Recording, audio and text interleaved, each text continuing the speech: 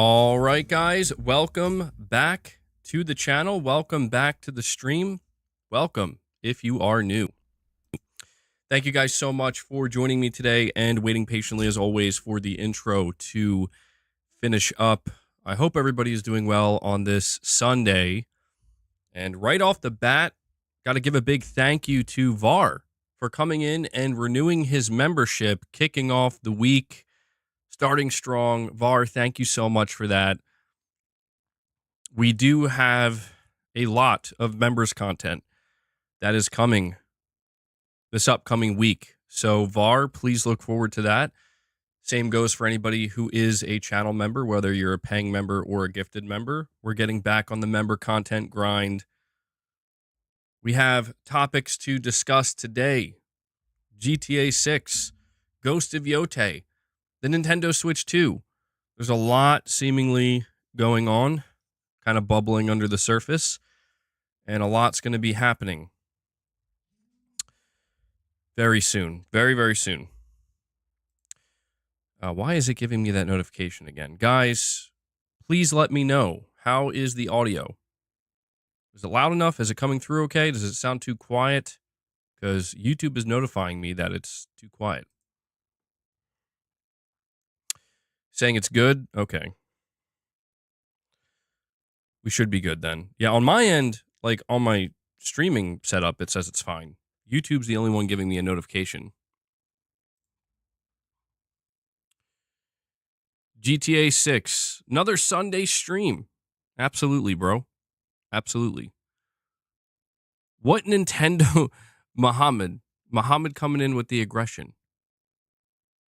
Nice music taste. Zeppelin is legendary. Yeah, I love Led Zeppelin, man. I have every Led Zeppelin album on my playlist. I grew up listening to Led Zeppelin thanks to my dad. Love Led Zeppelin. Boss, get into position. GTA 6 Trailer 2 will likely be in May or June. Well, we actually got an official update from Take-Two Interactive. This isn't some kind of rumor. It's not a leak. It's an official update. I think it confirms what many were suspecting. But I think it also confirms that this game is not going to get delayed. Hopefully Led Zeppelin's in GTA 6. Now that would be cool. That would be very cool.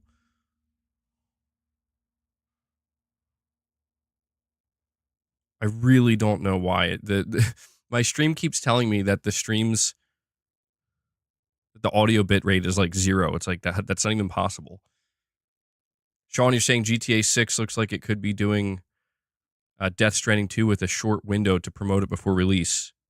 Yeah. Yeah, we're going to talk all about that. We're going to be talking about Ghost of Yote, a big reveal potentially coming very soon.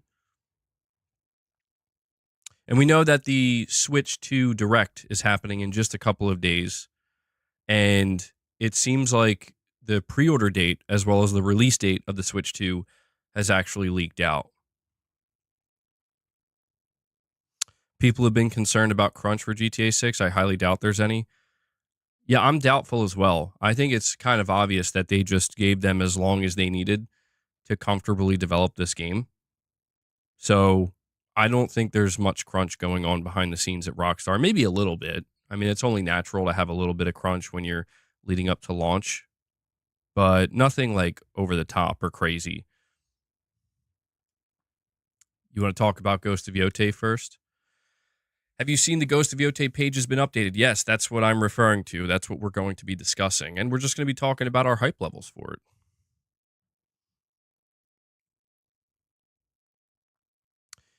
MBG, did you see Rockstar CEO custom PS5? No, I didn't. Rockstar CEO has a custom PS5? Huh. That's different. Lost Soul Aside looks fire. Yeah, Lost Soul Aside's coming in May. That's coming very soon. I think it looks really good. I didn't watch the entire interview, Mohammed. That's funny. I didn't realize he had a custom PS5.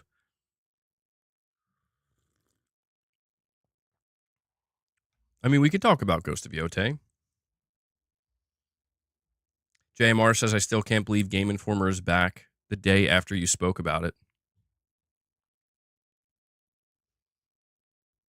Yeah, Game Informer being back, I am quite surprised by that. The thing I'm most surprised by is the fact that they're still going to be doing a print magazine.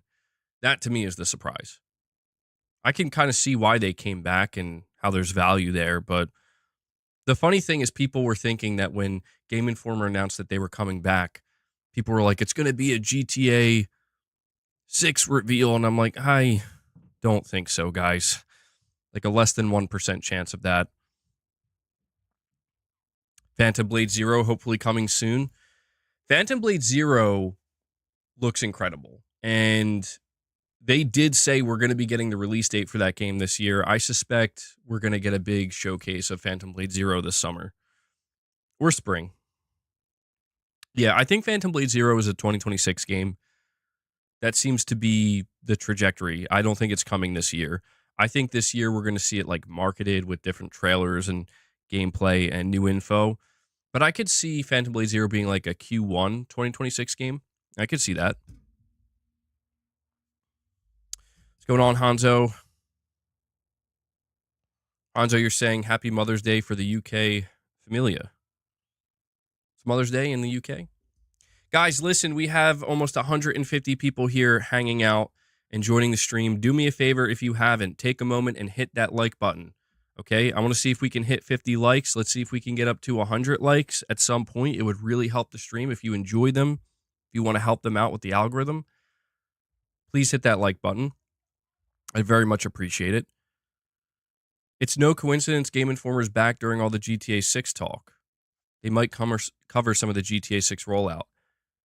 Well, yeah, I mean, it seems like they are going to have cover stories and stuff like that. So, I mean, look, GTA 6 could be featured in Game Informer at some point in the future, now that they're back. Ray, what's going on, man? Is a fan on the PS5 Slim necessary or optional? It definitely has a fan built in.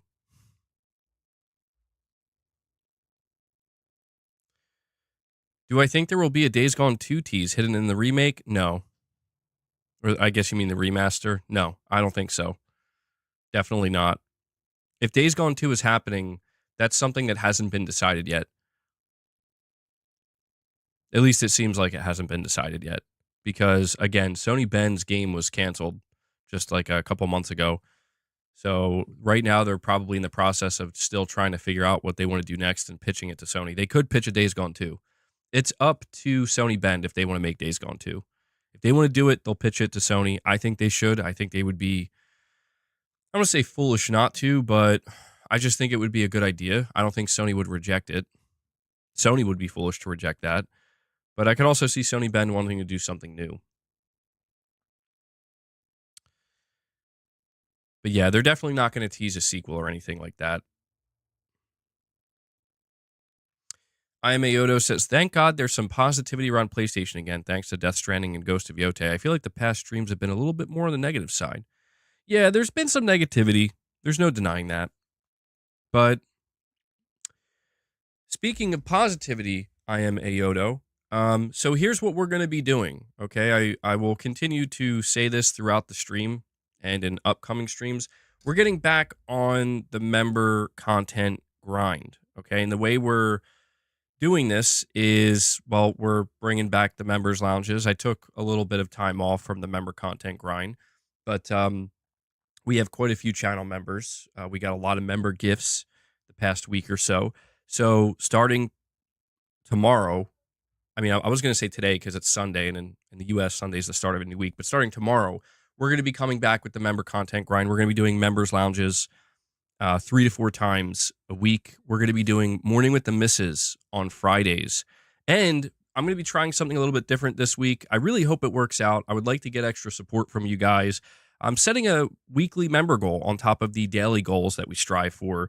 This week, we're going for 300 members. If we get 300 members by Thursday evening or Thursday afternoon, that'll be the last stream of the week, we will do, after Morning with the Misses, a bonus split fiction gameplay stream with Mrs. MBG. But that's going to be like a reward if we hit that 300 members. So obviously, I want to push for that this week. I want to see if we can make that happen. But you will still be getting members content regardless, paying members as well as people who are gifted members. But today, obviously, if we hit 25 members, we'll feed the beast.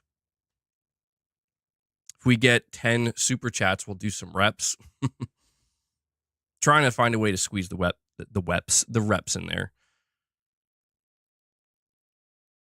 Var, you're saying you don't care what drops this year. Kingdom Come Deliverance will win Game of the Year. There has been talk from people about Kingdom Come Deliverance being their Game of the Year. So let's start with Ghost of Yotei. Ghost of Yotei is one of the biggest games that Sony is bringing this year, and there are people feeling a little bit nervous that Ghost of Yotei is going to get delayed to 2026, that it's not actually going to release this year, and we're going to have to wait much longer than we originally thought based off of the reveal. But we have some really good news for Ghost of Yotei. The official PlayStation page for it, or on the page on the official PlayStation website, has actually been updated. And not only is it a really good sign that this game is on track to get a big reveal seemingly very soon, but on top of that, we're getting just a little bit more information, which is always nice. Chris, what's going on, man?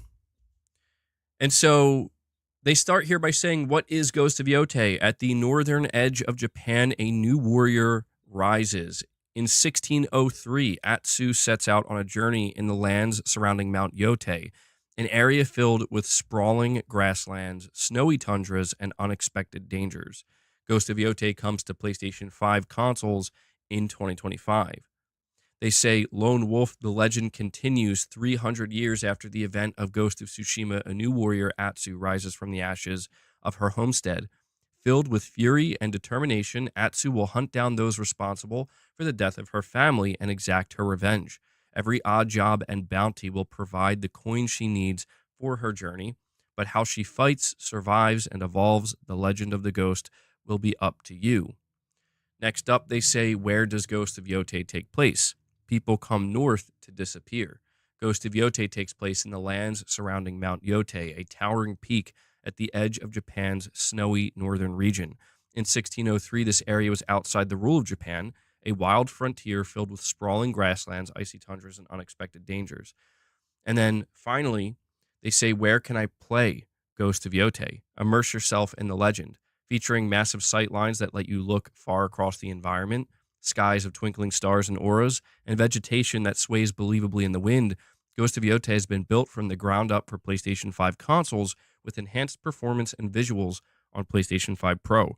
Alongside its stunning new setting, Ghost of Yotei also features new mechanics, gameplay improvements, and even new weapons for Atsu to master, including the Odachi, Kusarigama, I can't say that correctly, and dual katanas.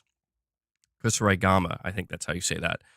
And then finally, they say, who is developing Ghost of Yotei? It says, built by one of the industry's best. Ghost of Yotei is being made by Sucker Punch Productions, a US-based team of developers that have been part of PlayStation Studios since 2011, as well as creating the award-winning Ghost of Tsushima and its Iki Island expansion. They also made the Sly Cooper and Infamous series and have been developing incredible games since 1997. So some good info, I would say, that we are getting here regarding Ghost of Yotei. And again, I think this is a really promising sign. We're starting to see a little bit of movement behind the scenes with Ghost of Yotei. We're starting to see that the website's getting updated. Sucker Punch seems to be revealing just smaller tidbits of information, such as this is, in fact, I think we did know it was a revenge tale, right? It's going to be a story about revenge, but making it pretty clear that her family was killed and she's seeking revenge on that. But they tease some of the new weapons, dual katanas, the Odachi. I think this is stuff that they subtly teased or like very quickly teased in like flashes at the end of the first trailer we got. But yeah, the sight lines, they emphasize it's going to be PS5 Pro enhanced, which isn't surprising. Sounds so much like Lady Snowblood. I did see people saying that seems to be the inspiration, like a heavy inspiration for this. And yeah, man, I I wouldn't be surprised if we end up seeing something of Ghost of Yote either this month or in May. I think that those are the two likely months we get a big blowout for Ghost of Yote. Find out the release date, find out everything about this game. You're sad for Ghost of Yote. It should have dropped before Shadows. I mean, I get where you're coming from.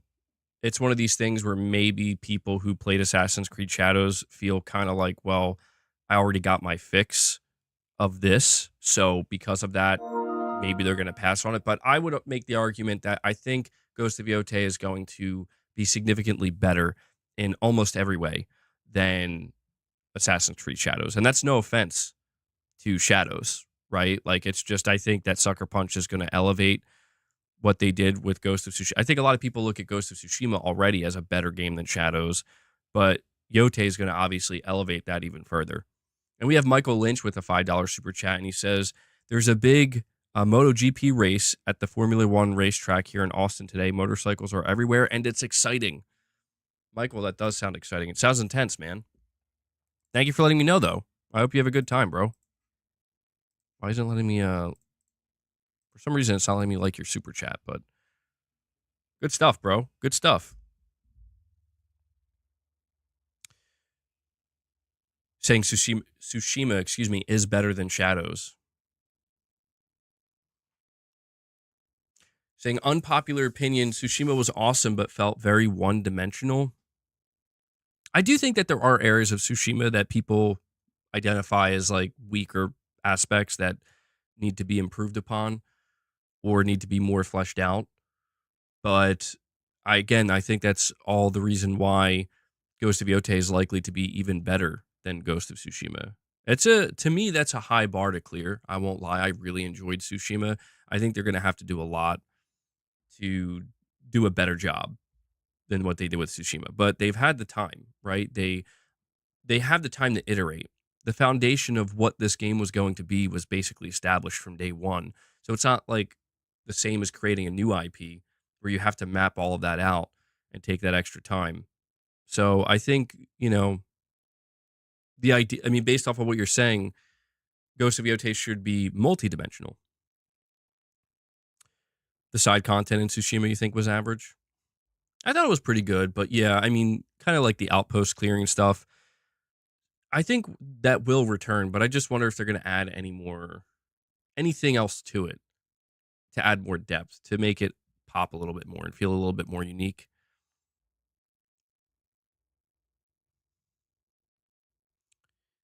I think the quality of Sucker Punch is way beyond Ubisoft. Yeah, I mean, Hanzo, absolutely.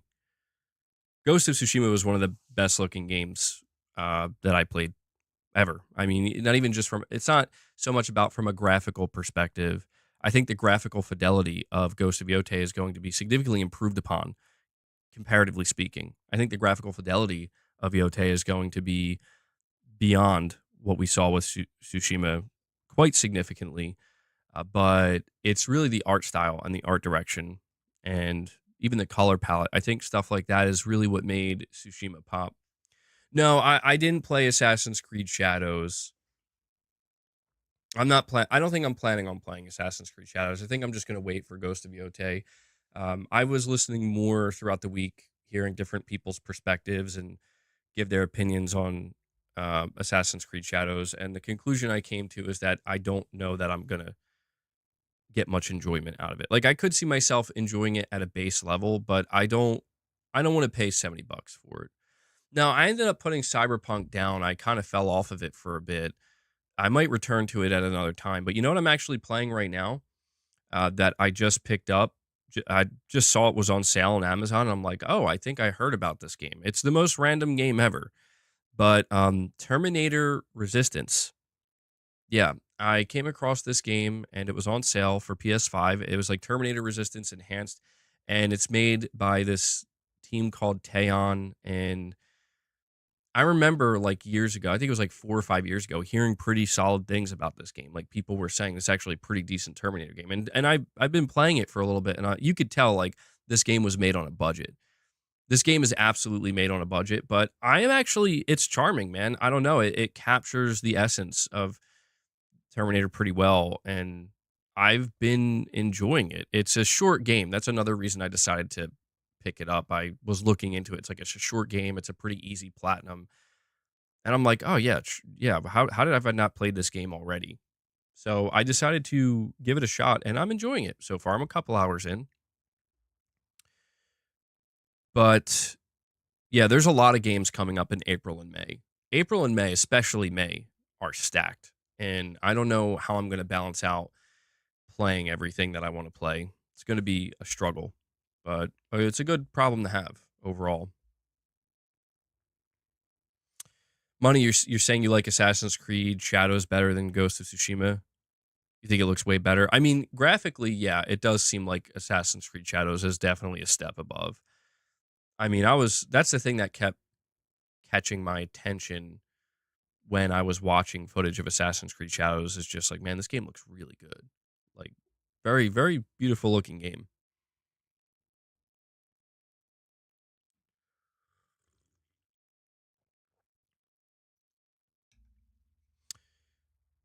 Well, I mean, yeah, there is the reality that Assassin's Creed Shadows, yeah, had years of development after Tsushima wrapped up on PS4. You know, Tsushima. The comparison that I think would be more interesting is later this year when Ghost of Yote comes out, comparing Ghost of Yote to Assassin's Creed Shadows, right? To me, that would be more interesting. And if we're talking about graphical fidelity, seeing how that holds up, Mind's Eye. Yeah, I saw that trailer. The release date trailer for Mind's Eye looks very good. Very, very good. It could be underwhelming, but based off of what I saw, I'm like, this looks solid, bro. I'm all for this. No, Mind's Eye, and I like this. Mind's Eye is a single player game. It's a linear single player game. And I'm like, yes, absolutely. Thank you. We need more of that, you know? More linear single player games.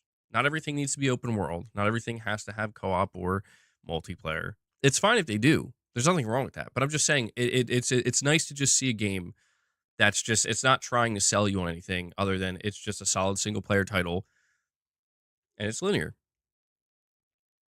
Linear is in The Last of Us. I don't know. I mean, they didn't really elaborate. Dreadful83 says MBG, I got my pro and started with FF7 Rebirth, and it feels better, looks better. Well, I'm glad to hear that, Dreadful. That's a good game to start with. Yeah. Rebirth is a game that I think really flexes what the PS5 Pro can do. The first Berserker's pretty good also. I've been hearing good things about that. I heard it's really difficult, though. I've been hearing some feedback with that game that it's actually incredibly difficult. Now, I don't know if that's exaggerated or not, but I did play the demo and it was kind of hard. I'm not going to lie. I was struggling a bit. But I think that game also has an easy mode. Indiana, Forza, Days Gone remastered all next month. Yeah, there's a lot, dude. There's a lot coming next month. It's weird.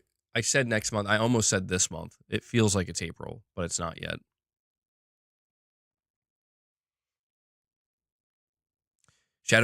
Shadows, excuse me, came out 5 years after Tsushima. Shadows is a PS5 game. It has to look better than PS4 Tsushima in terms of graphics. I agree. I wholeheartedly agree. Yeah, there'd be a big problem if Assassin's Creed Shadows looked worse than Tsushima. The Oblivion remake is apparently coming next year as well. Yeah.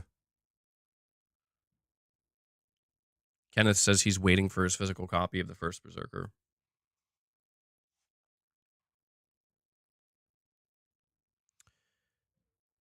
John B says easy in the name only. You receive less damage and your stamina recharges faster. That's it. Oh, okay. It doesn't sound like a huge difference.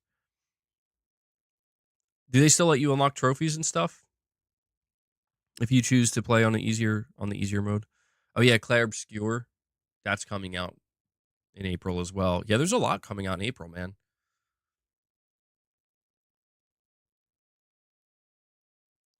Lost Soul Aside and Animusha 2. Not sure about the trophies. Yeah, I'm only asking because I remember when I was playing the demo, I think when I toggled it down to easy, I could have swore that it was like notifying me.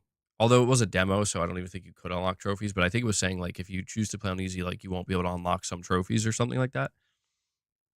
Which I guess kind of makes sense, I think, for a game like that. Some games choose to do that. Angry Whale Watcher, you're saying you got back into Cyberpunk, the city. It's very swag, and the different gangs make the world feel fleshed out. That's interesting. Chris says, I think the animations in combat in Tsushima look better than Shadows and more fluid. Boss, you be good. I know there's a little bit more room on the desk now, but that doesn't mean you can cause havoc. Yeah, dude, the combat in Ghost of Tsushima was awesome. This is another reason why I'm very excited for Ghost of Yotei because they really went out of their way to hold on. Boss, no. You cannot come over here like that. I'm sorry, dude. You're gonna knock over my coffee. Don't start. What I was trying to say is that Sucker Punch went above and beyond to make the combat with the katana feel, I mean, amazing in Ghost of Tsushima.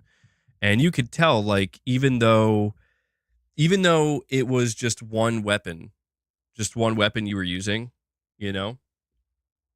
Thank you for that, Gaming Survivor. Gaming Survivor's on top of that, bro. He's lurking in the shadows, keeping watch.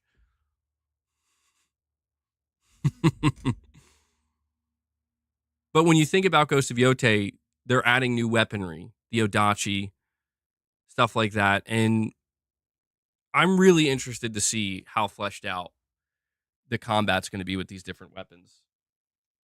Because if they could just make the katana feel that good, boss, come on, man, you'd be good. If they can make the katana feel that good, you know, and they've had all this time to add all these new weapons to, and if they give those new weapons that same treatment, it's going to be awesome.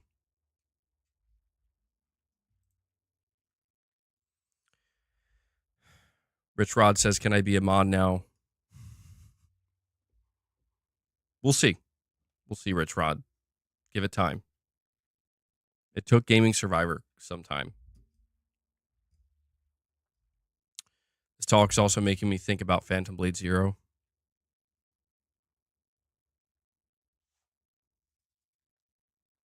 Let's get through Death Stranding first. Yeah, I know. Death Stranding, man. The hype for that is real. The hype for Ghost of Yotei is real too, but obviously Death Stranding has a release date. We got what I would assume is one of the final trailers.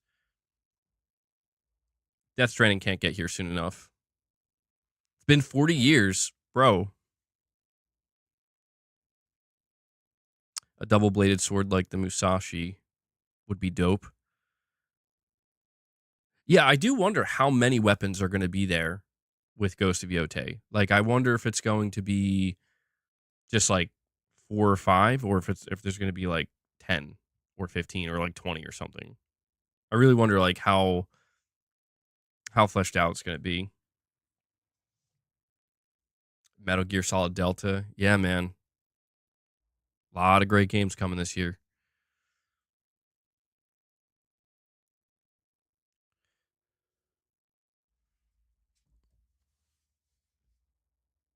This year stacked. Steven says Jedi Survivor kind of copied Ghost of Tsushima with the different weapon stances for Cal. Yeah, but I mean, that's a good thing to copy. I think that that's what made the combat feel so cool in Ghost of Tsushima. And that's another thing. Like, I wonder with each new weapon, are there going to be like multiple stances for each weapon? Okay, you got it. Hold on, guys. Boss is actually biting my PlayStation.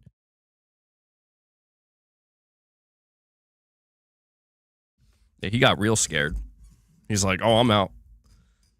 Bro's over here actually trying to bite my PlayStation. Like, are you serious? There's no way.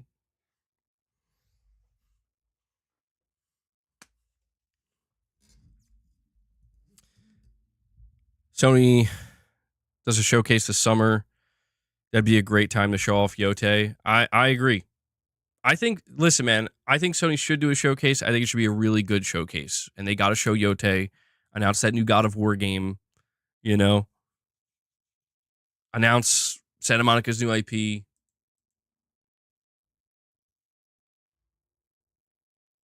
Can't wait to see how challenging the deliveries will be in Death Stranding 2. It looks like they're going to be quite a bit more challenging. Yeah, they have some natural disasters that are apparently going to just happen spontaneously, which is crazy. But definitely makes sense for the next evolution of like that gameplay loop. I can't wait either, man.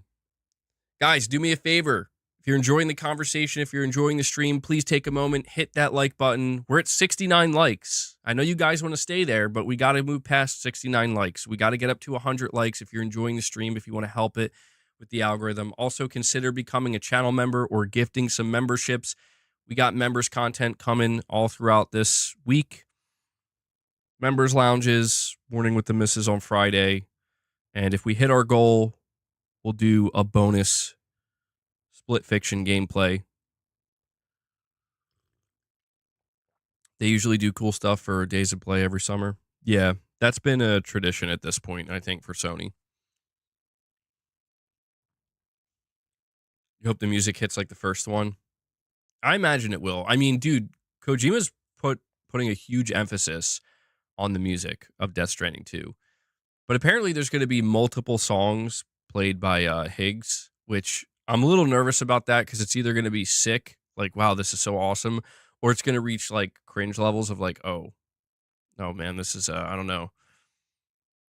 But Boss is so cute. He wants treats. He does. Troy's going to sing us. Yeah. You know, Boss wants his treats. You guys know how it is. It's got to be sick, right? I mean, I would hope so. I would, because the alternative is it's going to make us all feel uncomfortable. I'm sorry to hear that, Ice Queen Gaming. I gave myself a nosebleed in my sleep last night. Not even kidding. Like, I don't know how, but I just remember I was like, I guess I was sleeping on my left side, and I went to go turn to my right side like that, and I guess my hand was there, and I cut the inside of my nose with my fingernail, and my nose just started like bleeding profusely, and I had to get up at like 4 a.m. and deal with that. It's kind of weird. Boston man's treats. Crazy that Intergalactic is 2 years away. 187. I know, man. I know. Tell me about it. I was just standing there in the bathroom at 4 a.m, hazy. Like, did this really just happen? You would love to see a showcase with a new God of War, Yote, Wolverine, Intergalactic, and some solid third party. See, that would be an amazing showcase. JMR, like, I couldn't agree more. To me, that's a showcase that people are going to walk away from me like, that was sick. Intergalactic gameplay, surprise God of War reveal, Wolverine gameplay, Yote gameplay. I mean, Sony can knock it out of the park. I mean, surely these games have to be ready to show gameplay. Like, I know Intergalactic is still a 2027 game, but I think they could get some gameplay ready to show. Wolverine gameplay has to be ready to show. And obviously, Ghost of Yote is coming this year. So I could see them doing it, man. With all this stuff dropping this year, where does RE9 fit? I don't think Resident Evil 9 is coming out until next year, dude. Next year is going to be Resident Evil's 30th anniversary, and I think that they're going to want to drop the 9th game around that time. I think we're going to get the reveal this year, but I don't think RE9 is coming this year.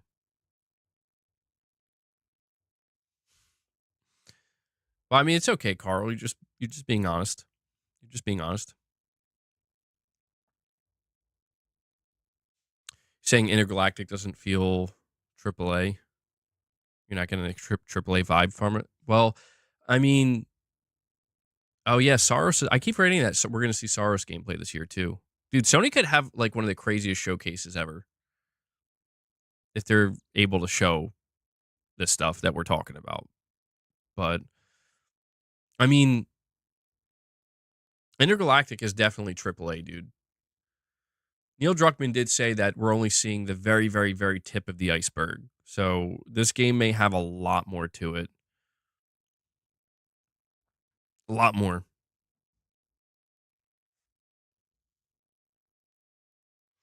Modern day PlayStation ain't like that, let's be honest.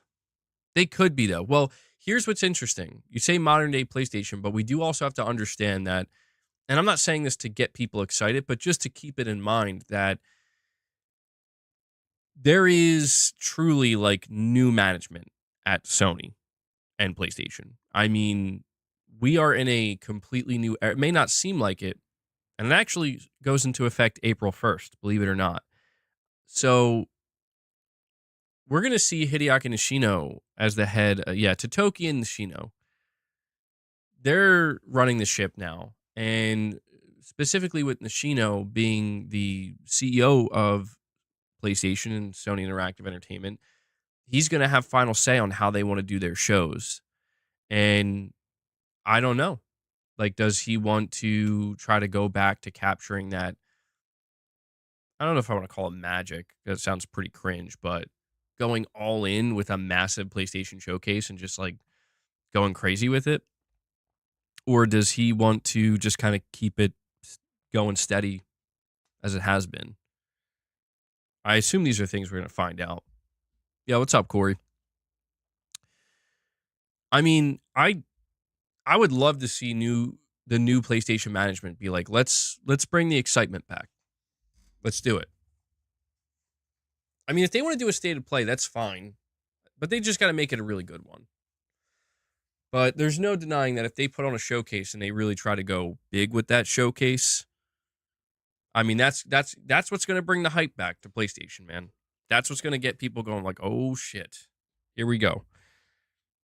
And yes, there will absolutely be people wishing for Bloodborne. That will never change. Leo, what's going on, man? I mean, we're going to find out soon, dude. We're about to be in April. And Corey the Legend comes in and he's kicking off the membership gift train by dropping 5 memberships for you guys. VAR became a member earlier. That brings us up to 6. Corey, we are going for weekly goal. All right. We have our daily goal, of course, for Feed the Beast, which I don't know why it doesn't say that. But we're striving to hit 300 members by the end of this week, by the end of Thursday. And we will do, on top of the Morning with the Misses, because we're going to do Morning with the Misses this Friday. We're bringing back the members content in full force. But on top of that, we will do a bonus gameplay stream after for members where we play some Split Fiction. So thank you for that, Corey. I'm no hero. Never was. Never will be.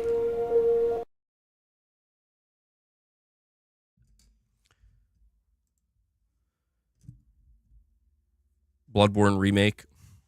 Like I said, I've talked about Bloodborne.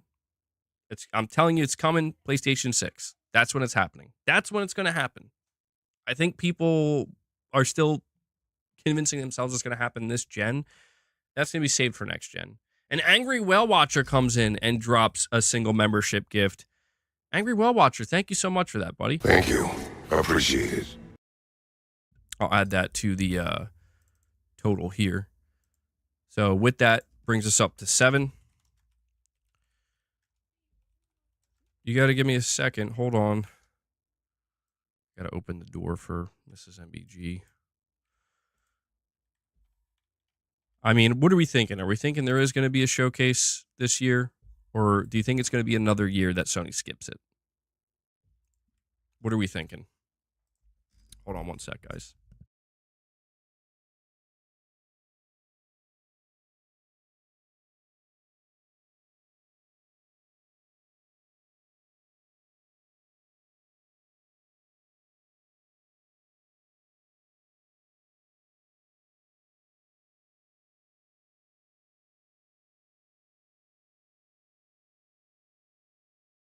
All right, sorry about that. Appreciated soundbite.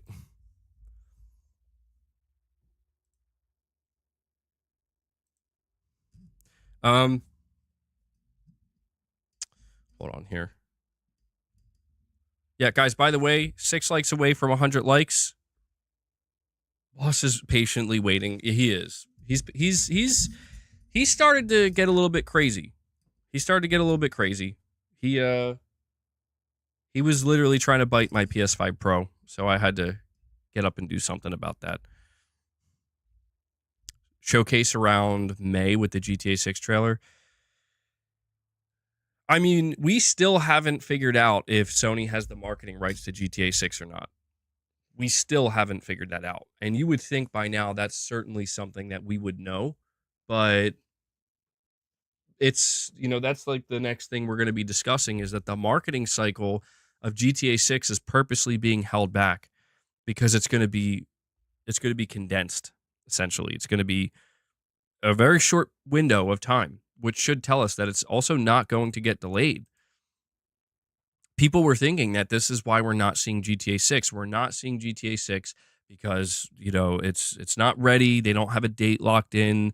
They don't want to show the second trailer if they're not confident. And we actually had the CEO of Take-Two Interactive answering this question and simply telling everybody that, like, no, we're waiting because we're going to shorten the marketing window. It sounds like it's going to be a short but completely overwhelming tsunami marketing cycle. That seems to be what they're going for, and this makes a lot of sense considering this has become a more popular thing to do, I would say, with big AAA games these days.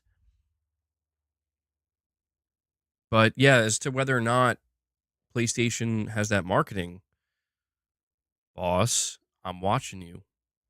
Don't do it. Don't do it, boy. You guys can't see him right now, but he's sitting on the desk right next to me. He's right next to my monitor. He's sniffing around like he's going to bite my PS5 Pro again. Like, bro, don't do it. Don't do it. We have a direct donation from Rich Rod. Dare I read it?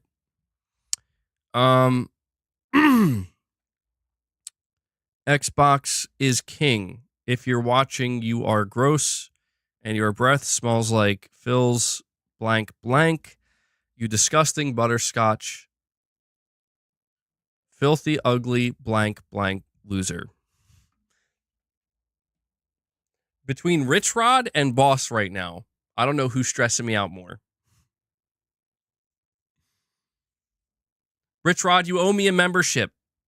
You hear me? Oh, by the way, today, I forgot to mention, every 25 members we hit, I'm going to gift 5 as well. I should have said that earlier, but at least I'm not super late to it this time. Rich Rod, at least it wasn't violent. I could say that. At least there wasn't any violence in that message. So I'm thankful for that.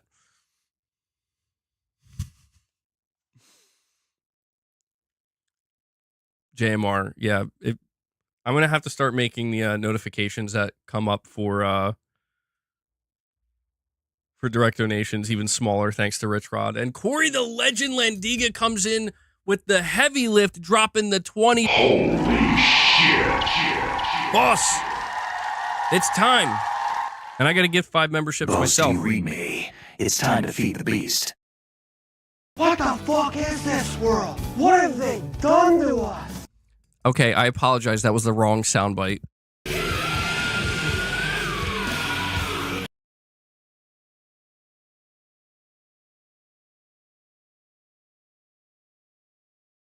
You guys will also be happy to know that I've been working out Boss as well. So we've been giving him these treats, obviously, but he's going to be buff, dude. Like, he's been jumping a lot. I have that shoestring, and that's his favorite toy to play with, ironically. And he likes to test out how high he can jump. And I've been trying to figure out how high he can jump. He gets crazy reckless with it, dude. Like, I put the string so high, and he still goes for it and just, like, smashes into the wall. And I'm like, okay, we're going to lower it a little bit before you hurt yourself. But he's definitely getting more exercise. You'll be happy to know that. And we have Dreadful83 coming in, dropping another 5-bomb on you guys. I need some W's in the chat for Dreadful83. He's like, we need to get a crazy member train going. We need to keep this thing going. Dreadful, thank you so much, man. That brings us up to 32 members. And I got to gift you guys 5 as well. Hopefully it'll let me do it right through here. And of course it will not. So hold on. I'm going to give you guys 5 memberships, which will bring us up to 37. So we'll add that to the goal, the total goal. Look up 2019 PlayStation Showcase start at 4 minutes and 50 seconds. Sony and Rockstar have a long-time partnership. I think you're talking about the showcase from 2020, where they opened that showcase by basically announcing a partnership with Rockstar and flexing GTA 5. I remember that because I was like, oh, they're just starting. I remember people thinking it was going to be for GTA 6 or something, which is funny looking back on it. Yeah, the future of gaming.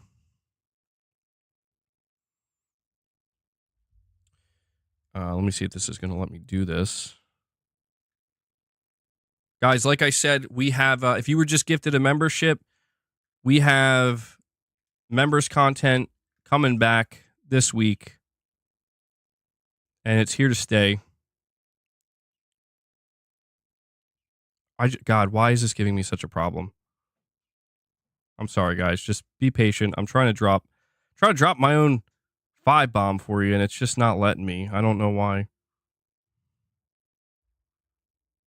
Come on, YouTube. Let me help out my community. I think it worked. I know, I'm trying now. All right, it worked. There we go. All right, so 5 more. That's for hitting the 25 goal. Brings us up to 37.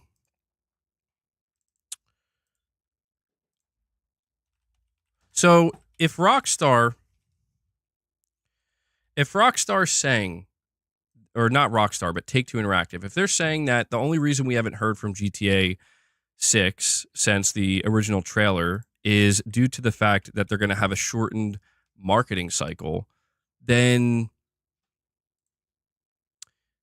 when exactly are we expecting to see more GTA 6? Because, I mean, are we talking about like a marketing cycle of 3 months? Are we talking about a marketing cycle of 2 months? Is it possible they could shorten it to 1? I don't think they would shorten it to 1 month. Okay, Kapapa, you're saying, just wanted to say that Assassin's Creed Shadows is fantastic. I was hesitating to buy. It is game of the year so far. See, that's shocking to hear. Okay, Kapapa. This is shocking to me because not everything I've heard, but a lot of what I've been hearing from others is that it's very mid or underwhelming or just okay. But then I come across people like what you're saying here, where you're saying it's practically your game of the year, or it just straight up is your game of the year so far. This is intriguing to me because it makes me, I don't know if I'm going to be able to at this point. I don't know if I'm going to have the time considering all the games I'm going to be playing in the coming weeks. But it makes me just like kind of want to say, screw it, I'll just try it myself and judge for myself, because this game seems to be based off of what I'm hearing from people kind of all over the place. Boss, you just got treats. The PS5 Pro is not a treat. Was that not enough for you? That wasn't enough for you. Okay. Well, guys, if we hit 50 members, I'll give Boss some catnip as well, because apparently he just expects that now too. Why did you go back to wearing the hat after you already took it off? I don't know, man. Because I feel like naked without it at this point. That's what it comes down to. I just feel naked without it. Actually, guys, you're not going to believe this. Today, it's a do-rag. Get it right. I told you that last night I accidentally like cut my nose in my sleep and gave myself a bad nosebleed. This morning, I smashed my head when I woke up.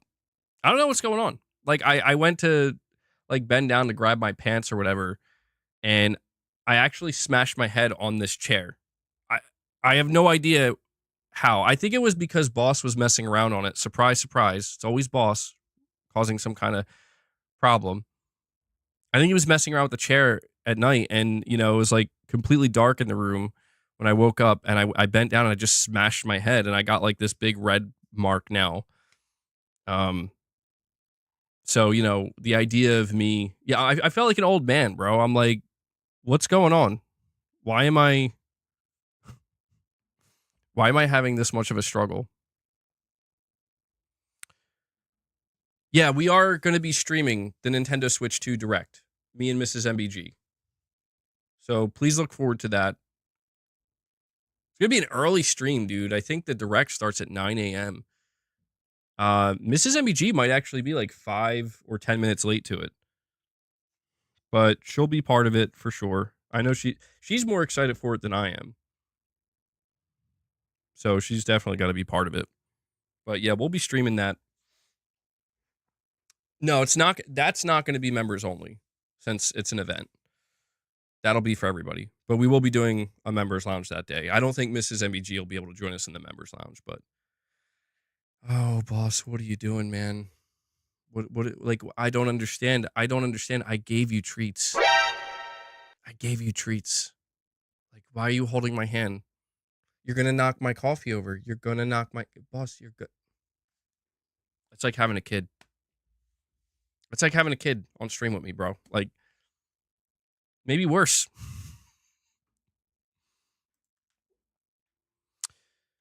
Mrs. MBG Pro Nintendo.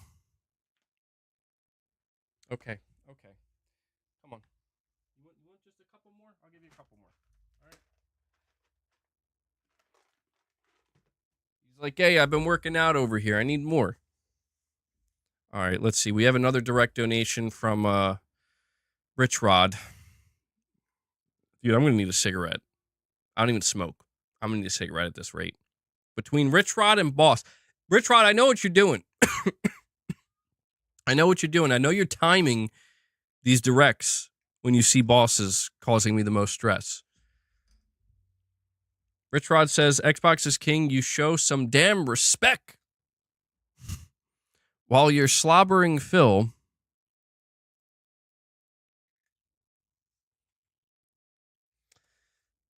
him and Blank are...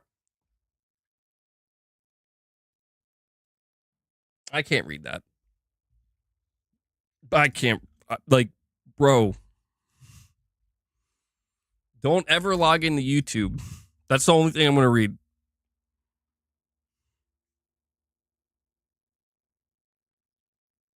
I am... Chris, YouTube will ban me if I read that, bro. I can't read that. Thank you, Rich Rod. I do appreciate the direct donations, my friend. You now owe 2 membership gifts, Rich Rod. 2 singles. 2 singles. You're still getting taxed. No, JMR, you cannot post that. JMR, don't do it. That will get deleted, bro. I'm going to have to start. I don't know. I'm going to have to start doing something. Ryan, you're saying you've been enjoying some Xenoblade X recently?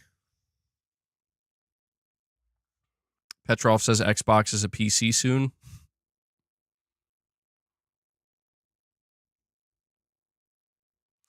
Pushing Polygon says, I'm very pro Nintendo. They will either knock it out of the park or they're going to flub it.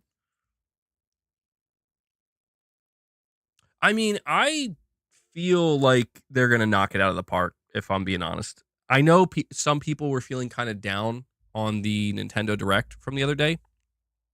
But at the same time, it's like, bro, this is the last regular Switch, like Switch 1 Nintendo Direct. And it's coming just a couple days before the Switch 2 event. I mean, what are the expectations truly going to be? You know, are people really going to anticipate that this is going to be the best Nintendo Direct ever, or even an awesome one? I think people kind of understood going into it that it was just kind of the final hoorah before the big thing really happens. The big thing's happening very soon.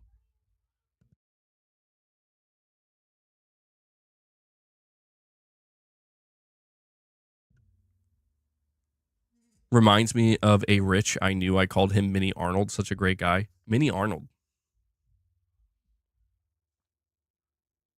Well, speaking of the Nintendo Switch 2, apparently the release date as well as the pre-order date went, well, it didn't go live, but it leaked. So pre-orders apparently for the Switch are happening on April 9th. So they're giving you about a week to prepare for that.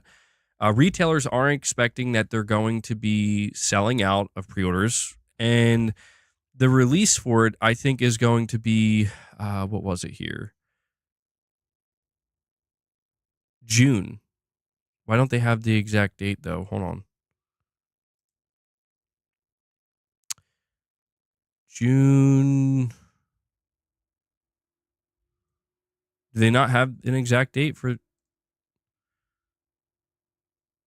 Yeah, so pre-orders April 9th. According to the documents, the Switch 2 is scheduled to release in June. Okay, they don't have an exact date in June, but uh-oh. Death Stranding's got to compete with the Switch 2. June 5th.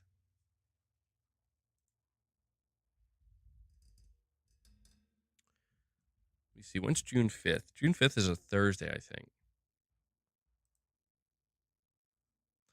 JMR saying that's cap. You wait for the GameCube 2 instead.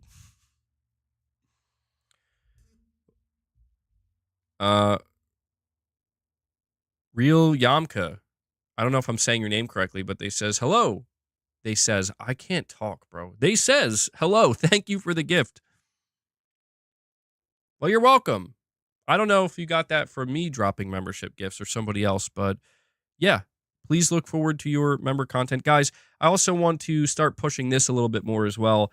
If you are a member and you got it, you became a member through a gift, I don't want to push it now, but like after this week, after you partake in the members content, if you enjoy it, please consider renewing your membership.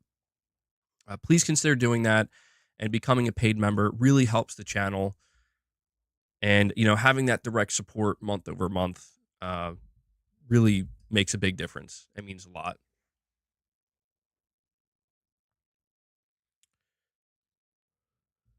Let's be real, you're never going to play any Switch 2 games. Nintendo is just not your thing, and they're not our thing either. We don't like those games.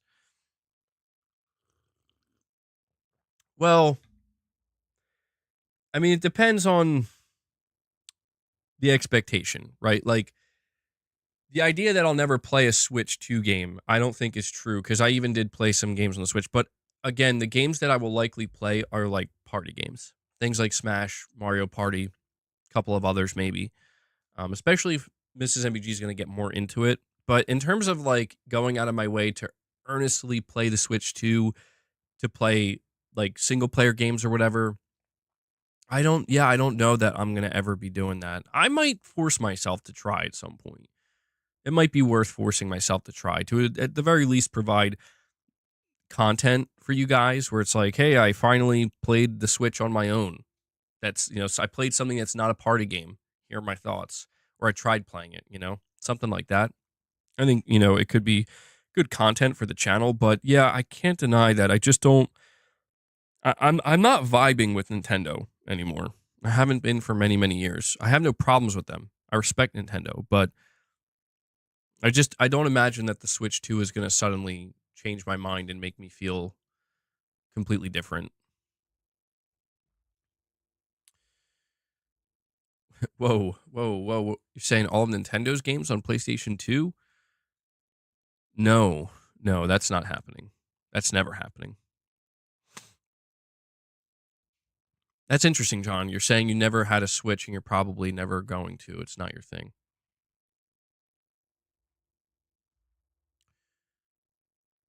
That's how you feel about Sony right now, Ryan? You're vibing less with Sony and more with Nintendo? Interesting.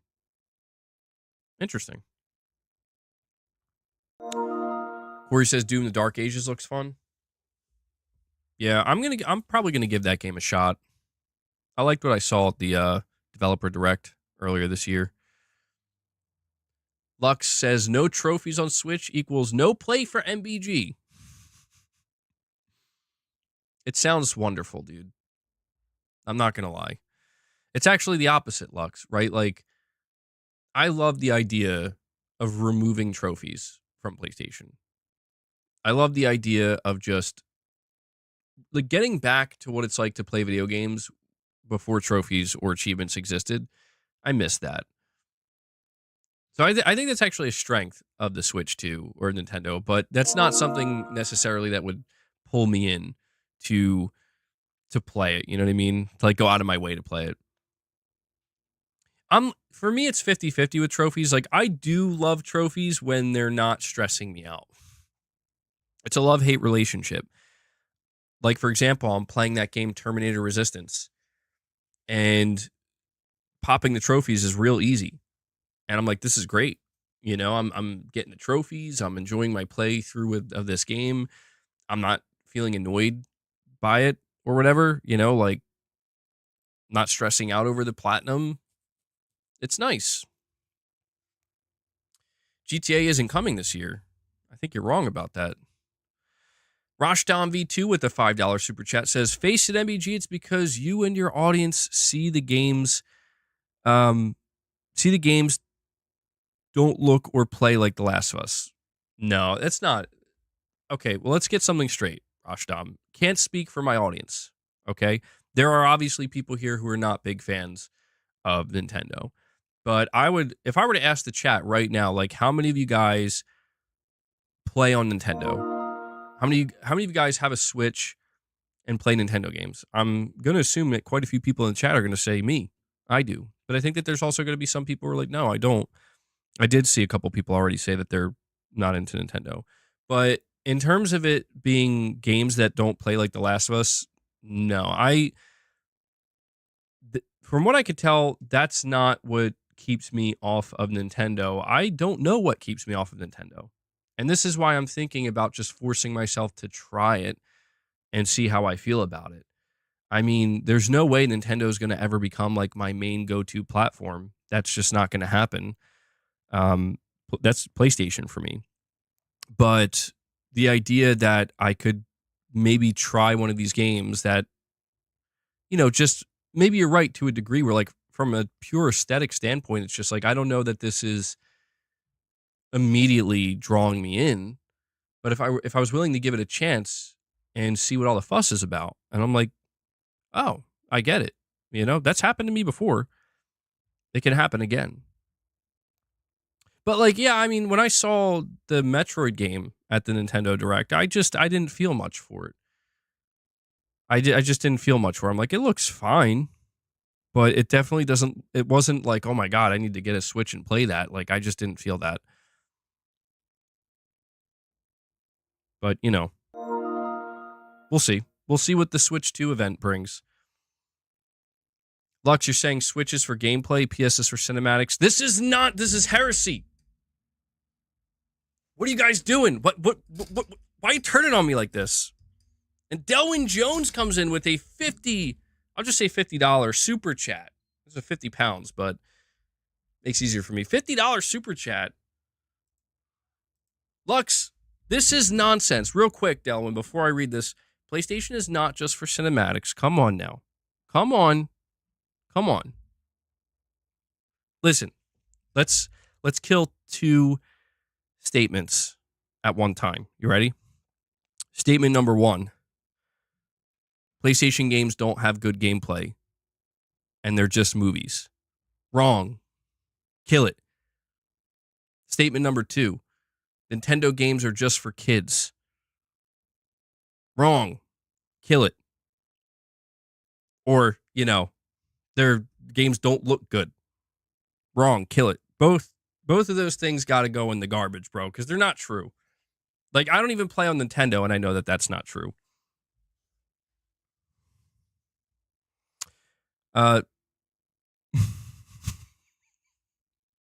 Astrobot's actually a sad dad game, didn't you know? Oh, that's I saw a story about something pertaining to Astrobot getting decapitated, apparently, in an original version of the game. Didn't look too deep into it, but that was kind of crazy. But Delwyn Jones, thank you so much for the generous super chat, my friend. You're saying, I think Naughty Dog's second project / game will be another but small single player, and it will be Uncharted Lost Legacy 2. The game is really damn good with the PS5 remaster. We are getting Cassie and Sam. We think that's far more likely, and Chloe will be in it. But if that happens, day one. Uncharted Lost Legacy 2. I mean, Delwyn, you think Uncharted Lost Legacy 2 is more likely than just flat out Uncharted 5? I mean, people really did like Uncharted Lost Legacy, and I've heard only good things about it. I've heard only good things about Uncharted The Lost Legacy. I haven't played it myself, but you're saying Cassie, Drake, and Sam. That would be an interesting duo, actually. I wonder how that would work. That would be really interesting. I didn't think about that. If they were to go back to Uncharted, maybe have Sam play the role of like Sully for Cassie, that would be unexpected. Because I think people would naturally think it would be Nathan, right?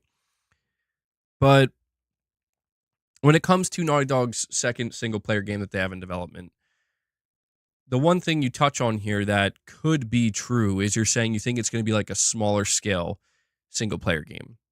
The person who's directing this game is the guy who directed Uncharted The Lost Legacy. So the insinuation there is that the next single player game that's being directed by this person is also going to be the same size, scope, and scale. We don't have that confirmed. For all we know, this could be a full-blown AAA project. It could be a full-blown AAA Naughty Dog game, but I think his name is Sean Eskag. He's the one that's directing this.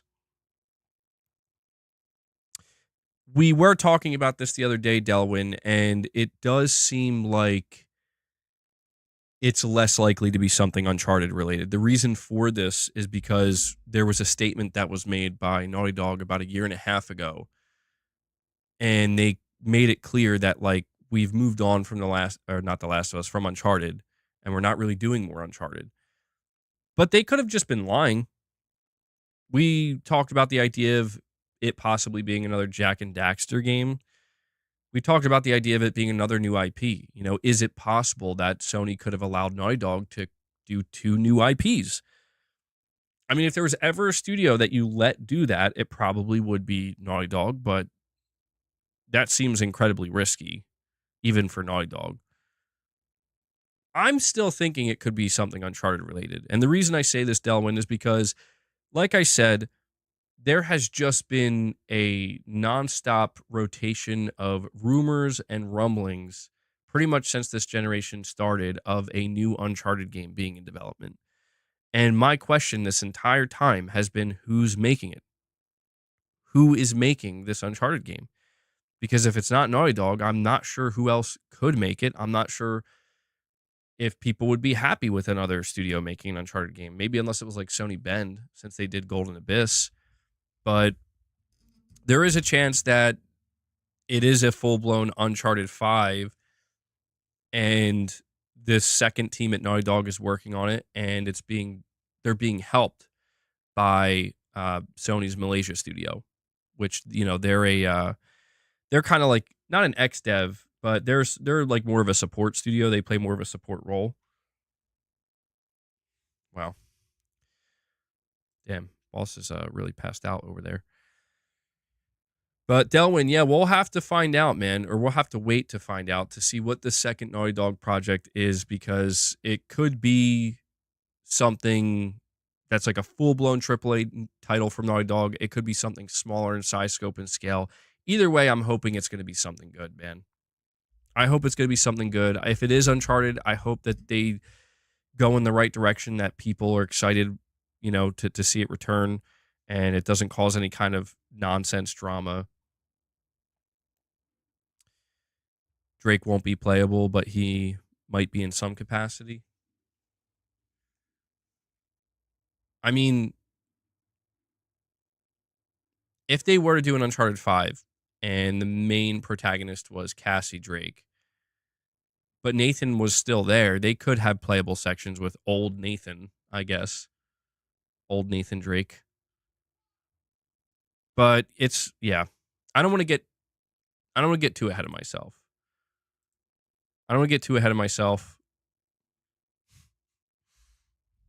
Gaming Survivor's being put to work today, bro. Gaming Survivor's earning his mod ship today. Love to see it.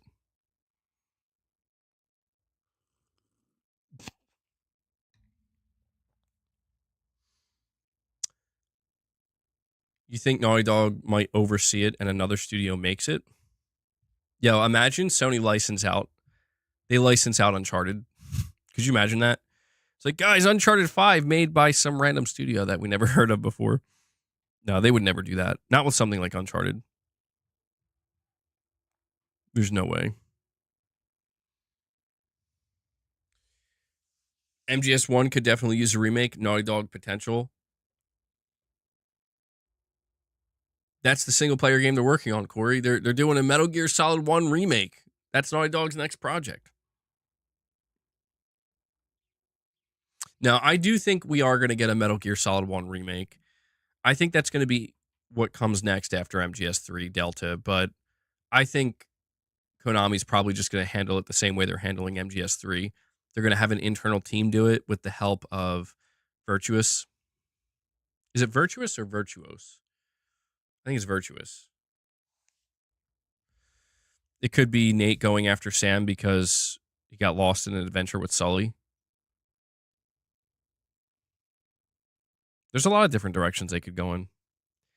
It is intriguing, though, ultimately. It is intriguing that Naughty Dog has a second single-player game in development, and we know, apparently, based off the rumor, who's directing it, but we don't know anything else about it. Nate's going to get smacked by a golf club. Lex, you're saying 9 of the top 20 highest-rated games are Nintendo on Metacritic. Only PS Studios games... Only one PS Studio game is in that 20. So many bangers. You never tried MBG. Red or Dead. Red or Dead. I mean, when you put it that way, yeah, it does make me feel like a bit left out. I'm not going to lie. 9 out of... Isn't... Wait, hold on, though, Lux. Hold on. Isn't like a Tony Hawk's Pro Skater game on that list, though? Not that I'm saying there's anything wrong with that. I love the Tony Hawk's Pro Skater games. But isn't like Tony Hawk's Pro Skater 2 or 3 on there? Lux is trying to entice me to the Nintendo side. He wants me to become a Nintendo channel. That's crazy, dude. Tony Hawk's Pro Skater 3 has a 98 on Metacritic. That's wild. That's absolutely wild, man.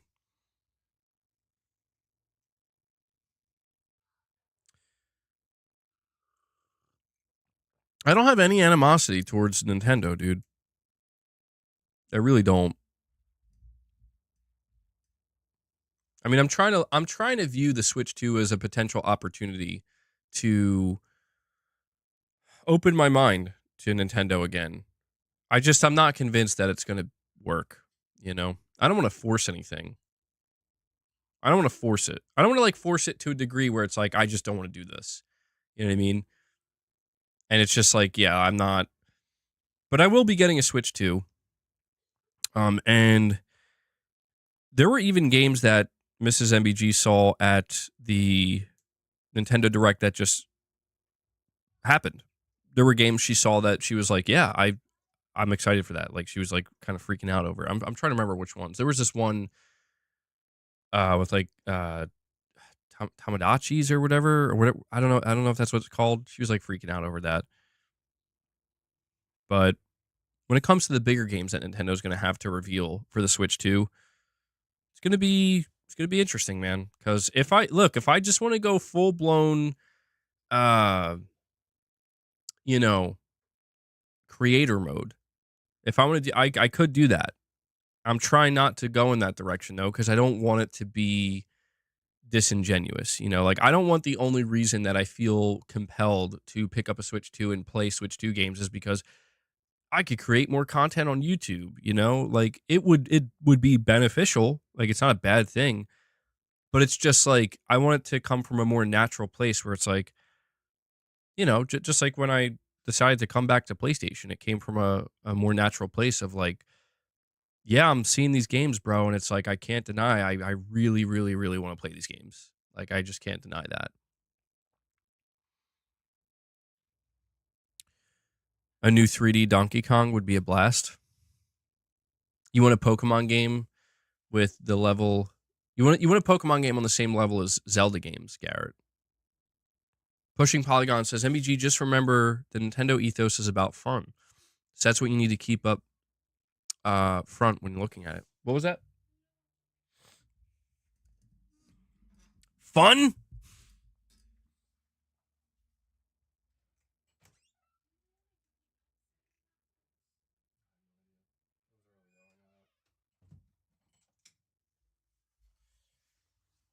Sorry. Luna wants in on some treats too. Come on, Luna.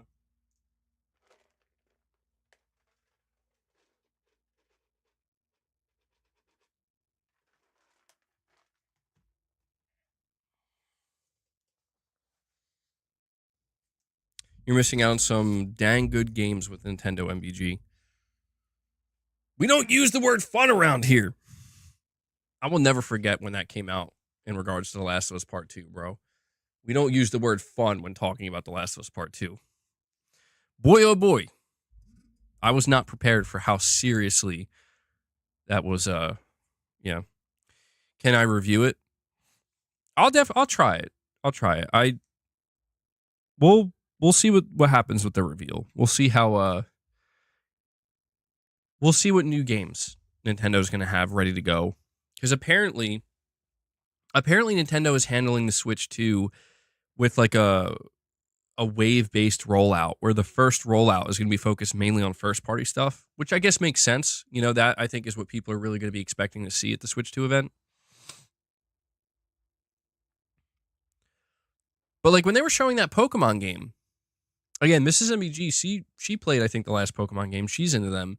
But I was watching, I'm like, I was into the Pokemon games growing up. I think about like Pokemon Red, Blue, Yellow, Gold, Silver, and I think Pokemon Sapphire and Ruby. I think those were like the last Pokemon games I actually played. But when I see the newest Pokemon game, I'm just like I've less than zero interest, you know? Like I've completely grown out of Pokemon. And that's what makes me think like I don't know if I'm ever going to be able to get back into Nintendo because like those were like games that kept me kind of addicted to Nintendo. But I don't know. We will see, man. I'm very intrigued and interested to see this Nintendo Switch 2 reveal. Whiskey, you're saying you never enjoyed the Pokemon games even when you were little? I mean, there was something about that formula. I guess it's still there. I would imagine that the core Pokemon formula is still there, but it was so addicting. I remember that. I could not put that game down. I could not put those games down. I was into Pokemon as a kid, though. Like, I did have the cards and stuff. I remember I had that original Charizard, bro. I had that original. I don't know. God knows what I did with it at some point in my life, but I'll never forget, like, I begged my father to get me that card because it was being sold individually at this one store and it was really expensive and he bought it for me and God knows what happened to it. But if I had kept that, I'd be like rich today, right? Or something. Your first Pokemon game pushing polygons was Sword. And I was entering my 40s. My takeaway was they're all right. It's brain dead fun that doesn't require too much thought, so you can just pick it up. Interesting. That's an interesting perspective, pushing polygons. Whiskey says he was 7 playing Ghost Recon, Splinter Cell, and SOCOM. Dude, I do remember I was like 9 years old playing MGS3, and I was like excited to show people the game. And like I'm like grabbing I'm like CQCing guards and like slitting their throats and stuff. And I'm like, this is awesome. And I remember like, I think it was like one of my uncles who was like, I think he literally turned to my cousin and was like, see, you got to be in this stuff like this. Look at this badass military stuff, wrecking people, slitting their throats. And I think my cousin at the time was into like Sonic and stuff. You know, stuff more appropriate for our age at the time. But yeah, I mean, it's interesting because like, when I think about it, dude, like, yeah, the transition basically occurred, I would say, with the PlayStation 2, and I started picking up games like GTA Vice City and Metal Gear Solid 2 and stuff like that. And I'm like, holy shit, this is amazing. You know, like, what's Pokemon? Rashdom V2 with another super chat says the Legends Pokemon games aren't the more ambitious games compared to the mainline games and more single player focused. Legends Icarus? Arceus? I think that's how you say that. Arceus was the same. And then Lux says Pokemon as a whole has brought in over 150 billion. That's insane. Yeah, dude, if you look, I think Pokemon is the most valuable IP in the world. Like just straight up in terms of how much it's worth and how much money it brings in. 150 billion. That's crazy. Yeah, I've been hearing mixed things about the modern day Pokemon games. I mean, Rashdom, what you're saying here, the Legends Pokemon games aren't the more ambitious games compared to the mainline. Is there expected to be so what here's what I'm a little confused about. The Pokemon game that they just showed at the Nintendo Direct, what's up with that? Is that kind of what you're saying here, Rashdom? Like that's not that's not really like the ambitious mainline Pokemon game. It's something a bit scaled down. Because I guess my assumption is that there's going to be like new mainline Pokemon games ready to go for the Switch 2 at some point, right?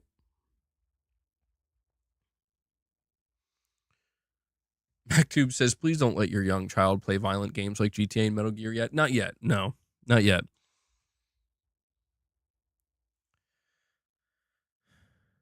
Oh, you're saying they are the more ambitious ones, is what you meant to say. So the Legends Pokemon games are the more ambitious games compared to the mainline games. Yeah, I see. This is how you know I'm just so out of the loop with Pokemon games. I really am. Like, I think Mrs. MBG would actually know better than I do.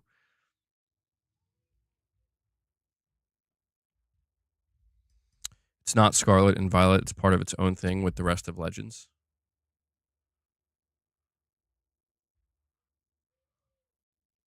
That new Pokemon looks better than the most recent ones.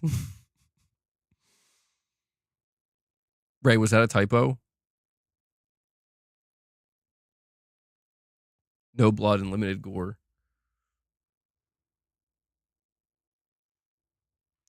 Gaming Survivor says Nintendo's reputation has improved, but during the SNES days, they were known as family-friendly, weaker console brand. Interesting. Those are the original console wars, man.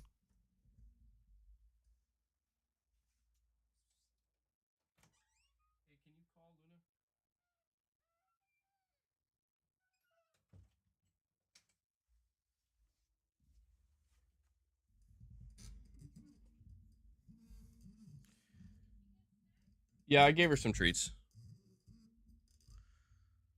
The original console wars, man. Now the console wars are over. I mean, look, ideally, PlayStation is going to be my go-to for good. Unless Sony really does something crazy with the next generation that's just like unforgivable or whatever. PlayStation's going to be where I play. And the idea is, you know, I would like to be in a place where I'm playing PlayStation games, Microsoft games, third-party games, of course. I mean, I guess we could count Microsoft as that, but, you know, PlayStation games, Xbox games, third-party games, and maybe some Nintendo games occasionally.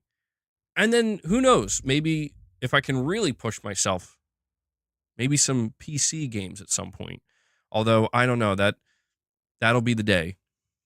There are definitely some games that I see on occasion that are PC only titles, or seemingly are going to PC first, and maybe eventually they'll get like console ports where I'm like, oh, that seems interesting. MBG, whatever happens, bro, don't push your kids into playing mature games. Just be a bit more lenient. Now, dude, when it comes to the what the kids play, my attitude is play what you want. Whatever is appealing to you, whatever is just naturally appeals to you and draws you in, go for it. I'll just make suggestions. Hey, maybe play Dark Souls. You don't have to, but just consider it. Yeah, Skate Story. That game looks pretty unique. Very interesting. Ray, your favorite game of all time came from the SNES.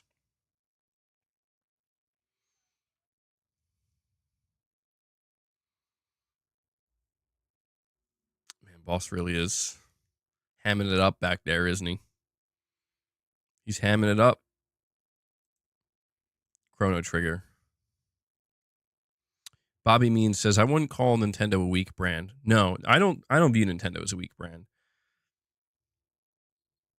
I think it was in reference to like back in the NES days, the SNES, like it did seem like what at the time I think it was Sega or whatever that was trying to position itself as the more mature console or whatever, like the less like slightly less family friendly. It's weird to see how things have evolved, how much they've changed.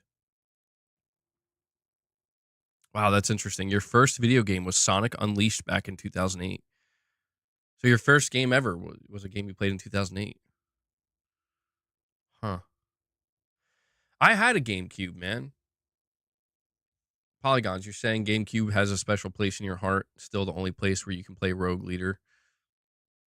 One of the best Star Wars games to date. I think what pushed me to get to basically ask my parents to get me a GameCube, if I recall, was Resident Evil 4. I remember when I found out that was the only place you could play it, I'm like, I'm going to need a GameCube. And I think that was really all I played on it. I'm trying to, I mean, I think I had Smash Bros. For it, but I don't know what else I played on the GameCube. I wasn't too interested in the GameCube. I think like looking back on it, I think that's when I really started to fall away from Nintendo. Like I had the PS2, I had the GameCube, I had like a Game Boy Advance or a Game Boy SP, but then the PSP came out and then I got a PSP. And I remember like I always just heavily leaned towards the PlayStation 2. And then when the PSP came out, I started leaning more towards that. Although, ironically enough, I think I did enjoy the Game Boy a lot more than the PSP at first anyway. Because I think I was like trying to get these games on the PSP that I just wasn't really enjoying as much as I wanted to believe I would.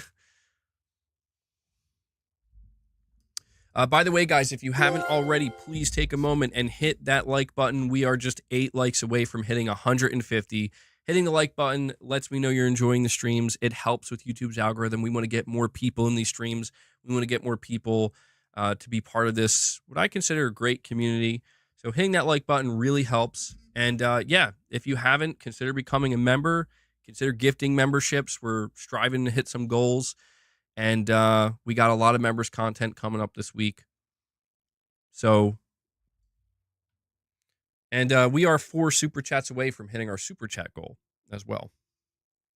We got goals, people. We're attacking the goals. Attack the goal.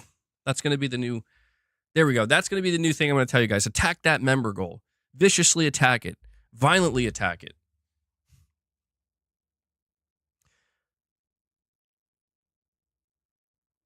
Rogue Squadron, Rogue Leader, Double Dash, and Smash were games I spent a lot of time with on the GameCube. I remember one of the coolest things, or at the time, one of the things that I thought was so cool about the GameCube was they had that. I don't know if it was, I guess it was like an extension or something you hooked up to the GameCube and then it hooked up to your Game Boy and it made it full screen. I remember when I was young playing the GameCube, I was like, this is the coolest thing ever. And of course, all I was playing was Pokemon. But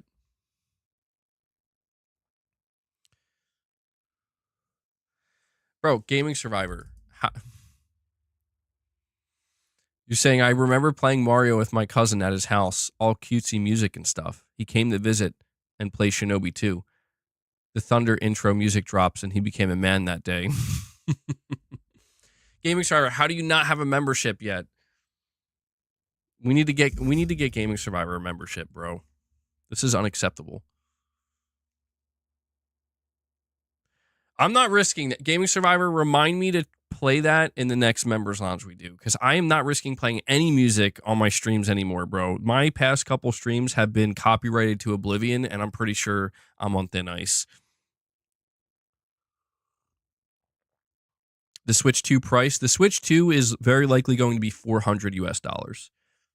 If the Switch 2 is more than 400, I think it might struggle a little bit more than expected.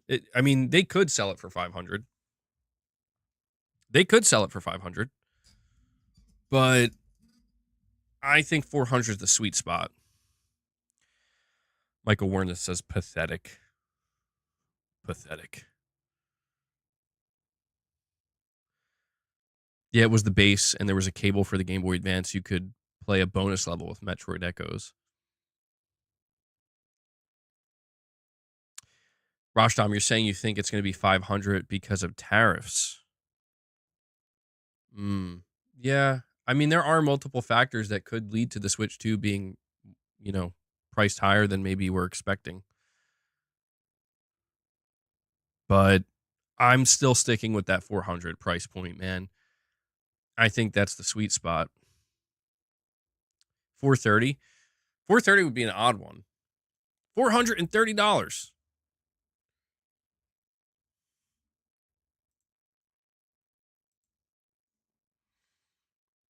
MBG, the thing that I've always hated most about Nintendo is the repetitiveness. They've been making the same game for the last 30 years, and their fans keep eating it up. How do they not get bored? I don't know. I mean, this is one of those things where it's like, I'm not a Nintendo player or fan, so I honestly don't know. I mean, I've noticed that a lot of the games are, but they've kind of grown their IP doing that, which is interesting. Boss, hey, bro, come on. You got to get down. You can't be doing that. No. Boss. You see? There's nothing there. There's nothing there. There's no birds. Come on.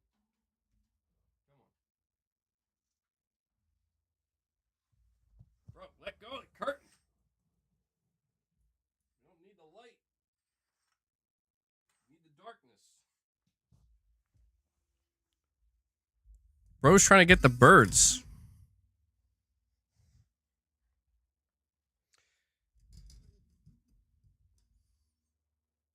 I mean, listen, when it comes to what keeps people coming back to Nintendo, I have no idea.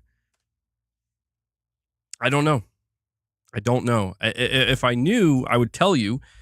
I feel like the only way I would know is I would have to be a Nintendo fan. That's always there for the next whatever, right?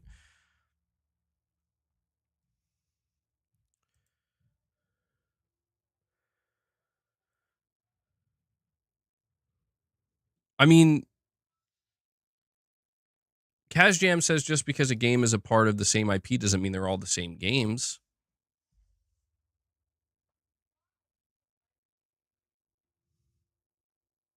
Wow, that's impressive, Whiskey Gaming. You're saying you didn't even have a Wii? Boss, I swear to the okay. No. You literally can't be here. Boss, you literally can't be here. I'm serious. You can't be here. You must get down. Oh my god, what has gotten into Boss, dude? You got your treats. He needs the catnip. That's what it is. Either that or he's trying to tell me he's a big Nintendo fan. It's either he needs the catnip or he's trying to communicate that I'm a fan of Nintendo and I'm trying to explain to you and your audience why it is we keep coming back to these Nintendo games. I remember I got a Wii as a gift from, I think it was from one of Mrs. MBG's aunts at the time. And that was pretty cool. I remember we were playing like Wii bowling and stuff. And it was pretty fun.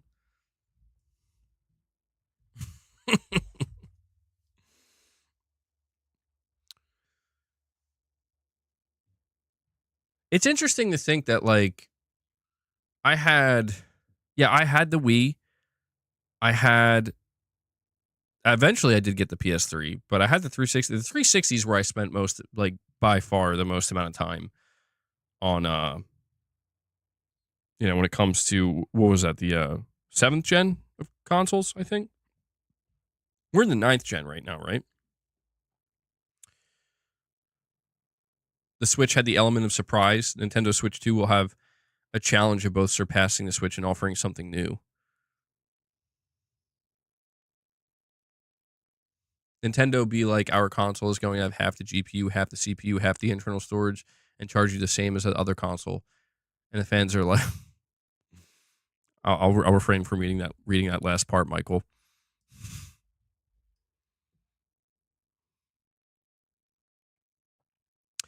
Yeah, I think it is true that the Nintendo Switch did have, I would say, more of, like you're saying, that element of surprise, of like wonder, of like your back's against the wall, you guys got to do something crazy, and they did. And the Switch 2, I think, is more of a. I think the Switch 2. I don't think it's going to have much of a struggle. I really don't. I just think it's a 50-50 thing, right? Like, in terms of, will it match the Switch? I think there's a 50% chance it can, and it'll do just as well. But I think there is a 50% chance that it's like, well, people look at it and are like, well, what, like, do I need to upgrade to it? And they're going to have the exclusives, so that'll probably help it. Well, no, not probably. That will help it. Who are we kidding? The exclusives are definitely going to help it. But I don't know. We'll find out, man. We got just a couple more days, and then we'll see the big event, and pre-orders are going to go live, and curious to see how it all goes down.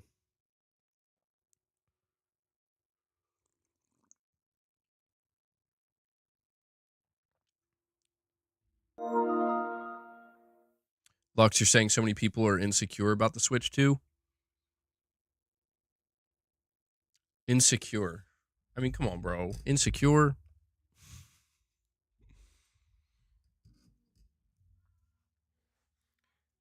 Well, listen, objectively speaking, if there's one thing that the market has determined, is that people like the Switch, bro. People like the Switch. They still like what Nintendo's doing. They like the Switch, and can't argue with the market results. Same thing I tell people when it comes to PlayStation, right? Like, people talk about what's going on with Sony, what's going on with PlayStation, and this and that. And it's like, well, sure. I mean, if you look in certain circles, it seems like the PlayStation is, like, everybody hates PlayStation now. It's like, no, dude, it's the market still really likes PlayStation. PlayStation Pete with a $5 chat says, with Apple, I can't buy memberships. My iPhone has a virus. Can't use Safari. Don't own a computer, but I do super chats and $100 super chat for Christmas. Well, PlayStation Pete, I do appreciate it, bro. I do appreciate it. I mean, yeah, it's okay if you can't gift memberships, or if you can't do the membership stuff. That's fine. PlayStation Pete, you always show support. The super chats help too, man. So just the fact that you're doing anything, I appreciate it. Yeah, can iPhones get viruses?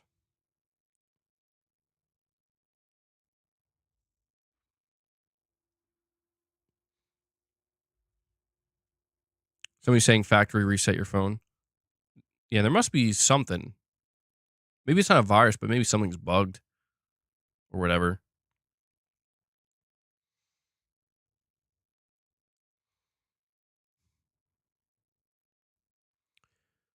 It's very much regional. PlayStation has a huge hold over UK and Europe, for example.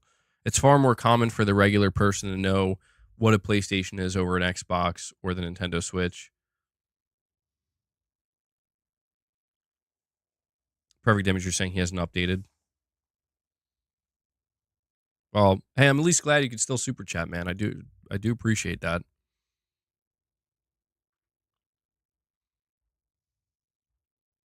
Capono, you're saying memberships do work on Apple. Capono, are you saying like straight up from the YouTube app they work on Apple now? Because as far as I'm aware, that's not a thing.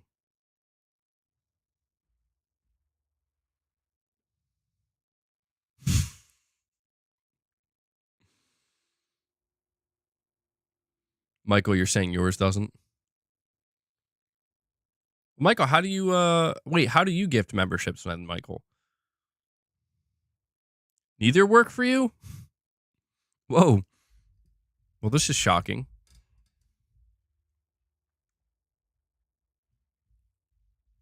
Oh, MacBook. Okay. Okay. That explains it.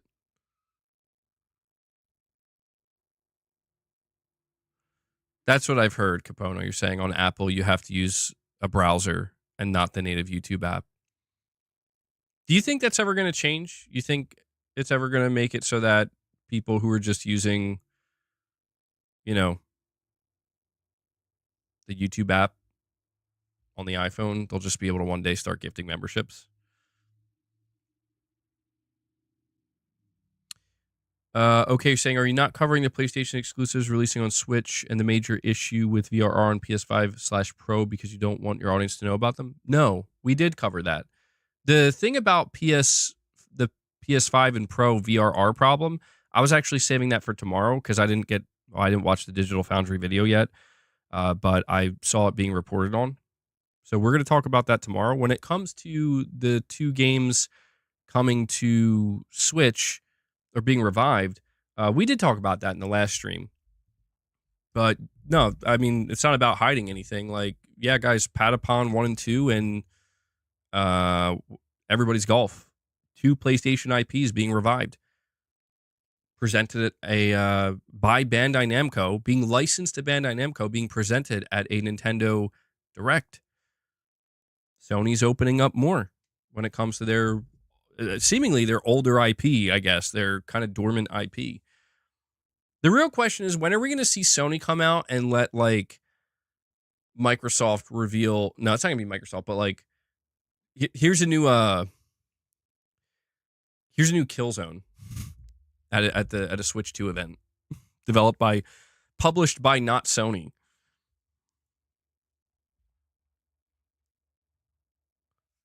Will, you think it's a smart move by Sony? Put some on Switch and then put the sequels on the PSP2. I don't think that's the strategy, though, Will. I do not think that's the strategy. I think this strategy from Sony is they just don't want to do anything. I think Sony looks at this IP and they're like, we don't want to touch it. We don't want to publish it. We don't want to market it. We don't want to do anything. But does somebody else want to do something with it? And if somebody else is willing to do something with it, I think they're willing to give it to them. And in this case, it's Bandai. Bandai seems to be willing. They wanted to do something with Freedom Wars Remastered. Now they're doing something with Patapon and Everybody's Golf. And if you think about it, Sony's just literally sitting there doing absolutely nothing, having zero involvement, and they're going to get money. Not a lot, probably not a lot of money, but they're just going to make a little bit of passive income.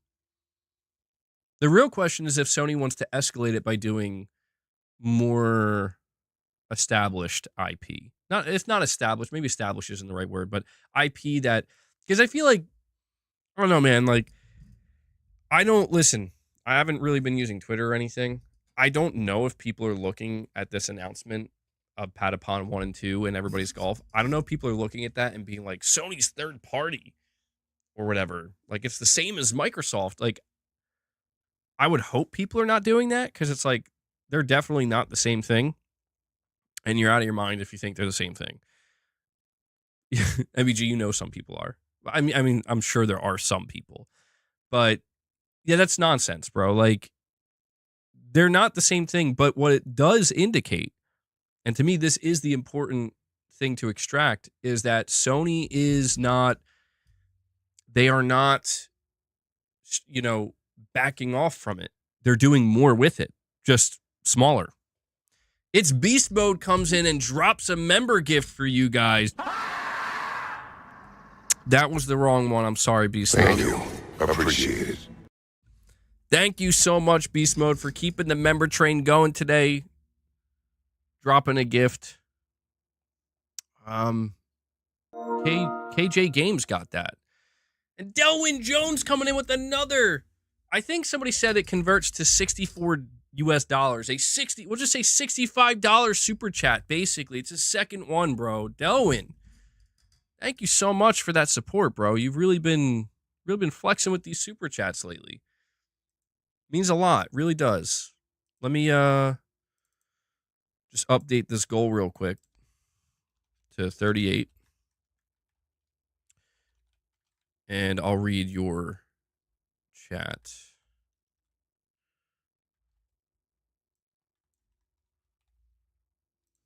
I really wish there was a quicker way to do this.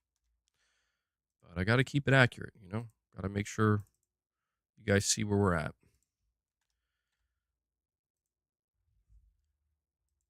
Delwyn says, I only had a Nintendo DS and a 3DS as well. The Nintendo 3DS is one of my favorite Nintendo consoles, but I never got a Switch. Didn't grab my attention to buy it. I'm not sure about the Switch 2, but I hope it's great. I wish them all the best. You know what's funny is you say that the 3DS is one of your favorite Nintendo consoles.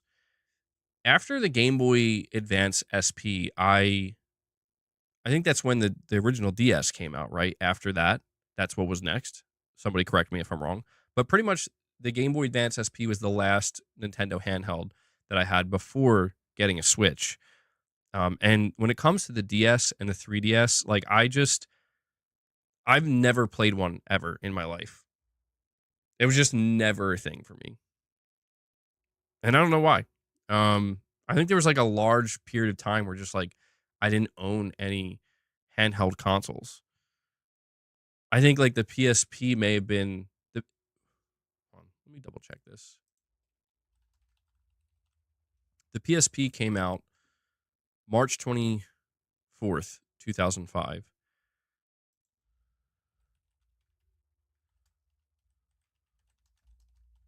And the Game Boy Advance release was, that was February 14th, 2003. Okay. So yeah, the PSP was the last handheld console that I got. After the PSP, I think I basically dipped out. And I don't know why.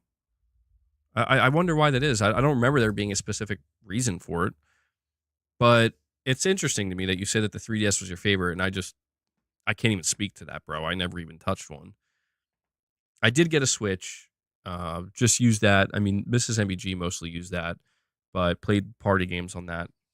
I'm kind of in the same boat with you right now with the Switch 2. I mean, I will be getting a Switch 2 because Mrs. MBG is going to want one, and she's going to want to play it. If it was just me, I'm in the same boat where I'm not sure if I would buy a Switch 2 just for me and me alone. But I'm rooting for Nintendo, bro. I don't want to see this go wrong for them. I think that would suck. That would suck. I don't think there's anything. I mean, they would, if you think about it, Nintendo would really have to go out of their way, I think, to screw something up badly at this Switch 2 event to make it go south and make people kind of walk away being like, that sucked, or I'm not upgrading. I think that they would have to really do something just cataclysmically stupid, and I just don't see that happening. I think that they already had that moment with the Wii U, and I don't think they're going to repeat that. I think the naming of the Switch already gives it to me. It tells me everything I need to know. Where it's like, you guys were smart enough to just do what you needed to do and call it the Switch 2. That's all you had to do. You did it. It makes me feel like they understand the assignment, you know? You think they're going to go out of their way to screw it up? That'd be a shame, dude. I hope not. The biggest reason I want to see Nintendo succeed with the Switch 2 right now Well, the biggest reason is because Mrs. MPG is excited for it, and I want her to enjoy it. But I want to see, I want to hopefully see Nintendo become a more viable competitor to Sony. Where I don't want to see Sony copy what Nintendo's doing per se, but I want to see the Switch 2 potentially be bit, just a little bit more of a threat to the market share and console sales in general. You know, Delwyn, once again, man, thank you so much for the very generous super chat. I really, really appreciate that support that you've been dropping lately, man. It really helps the channel, helps the community. Good stuff, bro. And Rashdan V2 says Sony's about to get little broed by the Switch 2. Little broed. I don't think it's going to be all that. Because, I mean, I'm talking about wanting more competition, but I'm not convinced, right? That would be fascinating, Rashdan. Like, if Nintendo somehow ended up flexing so hard that like it had a negative impact on the PS5 and PlayStation, or like Sony felt it in their bottom line, that would be fascinating to me because it's like, holy shit, now that was kind of unexpected. But the way I think it's actually going to go down and what I think is the most realistic outcome is that both Sony and Nintendo are in their own lanes and they're going to stay in their own lanes and they're both going to win. Like they're not racing each other. They're not trying to get to some finish line. They're just both going really fast in those lanes and finding success. And I think that you're going to see Microsoft kind of riding in the back seat of both. You know what I mean? I think that's the most likely outcome of all of this. But yeah, who knows, bro? Maybe Horizon Zero Dawn is going to show up at the Switch 2 event. Could you imagine that? Could you imagine Sony's just like, yeah, we're porting Horizon Zero Dawn to the Switch 2? I wouldn't be super shocked. I'd be like, well. And Will Hancock drops a $1.67 donation. Thank you for that extremely specific donation, Will. I do appreciate that.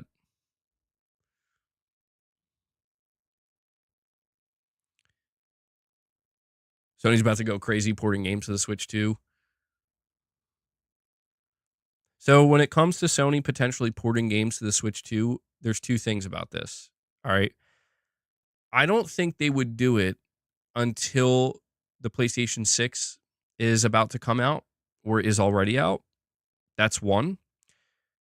Because I think there's going to be a colossal gap between the PS6 and what it can do versus the Switch 2 and what it can do. I think that gap will be pretty colossal. And I also think a part of it is that Sony, I guess what I'm trying to say is like, I could see Sony viewing the Switch 2 the same way they view PC leading up to new games. So let's put this out here, right? The Switch 2 has been out for about 3 years. Sony's getting ready to reveal the PS6, and one of the games they're going to reveal alongside the PS6 is Horizon 3. It's going to be like a launch title, right? And maybe what Sony will do is we're going to drop Horizon Zero Dawn onto the Switch 2 to hopefully entice those players to consider looking at the PlayStation 6 or PS5 for Horizon 3. And just because by that point, I mean, I don't know, you're so far away from the launch of Horizon Zero Dawn. I mean, what's it even doing for you at that point? But would the juice be worth the squeeze? Lux, you're saying purely on a gaming side, PlayStation needs to up their game. Nintendo IP outsells Sony's easy, and the Switch outsells PlayStation. Sony makes more because of third-party games. And Michael Wernath, a member for 17 months, says, member for 17 months. Michael, thank you so much for that, buddy. You know I appreciate that support.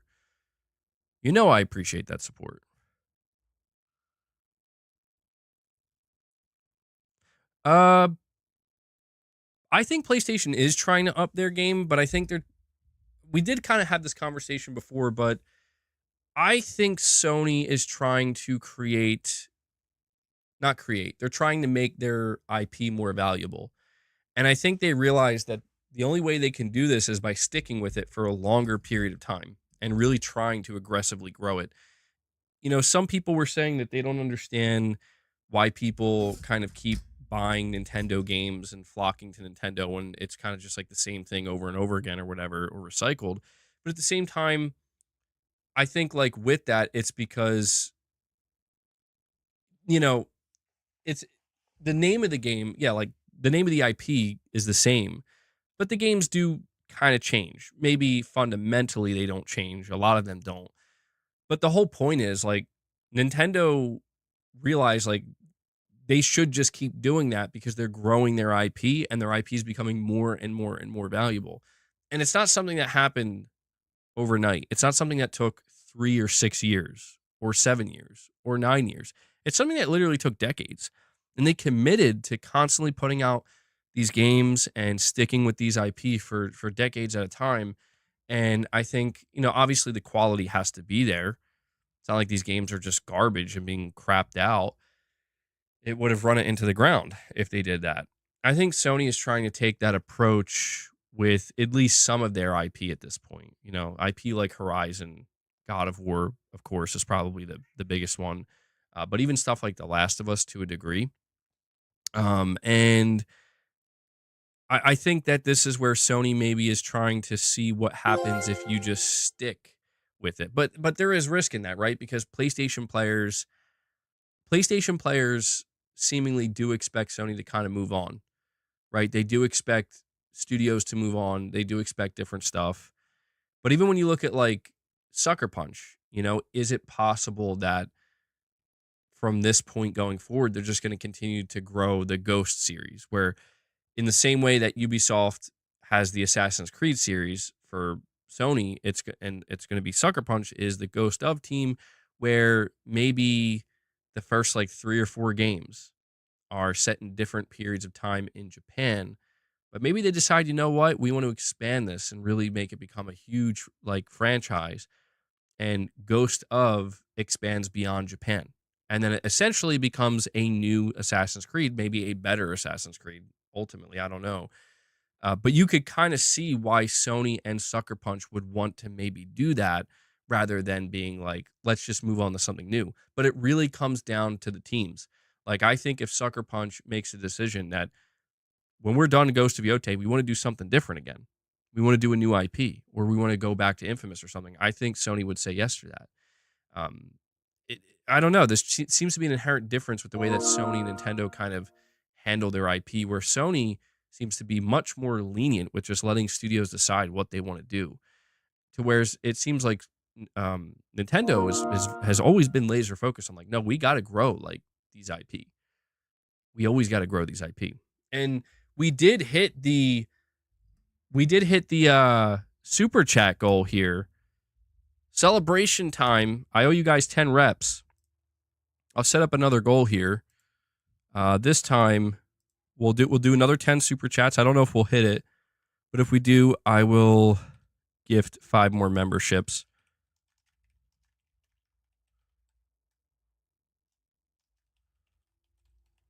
Thank you guys so much for that. And so we have Piper saying, why do you have to mention M approaches in such a negative way when clearly they're doing their own thing?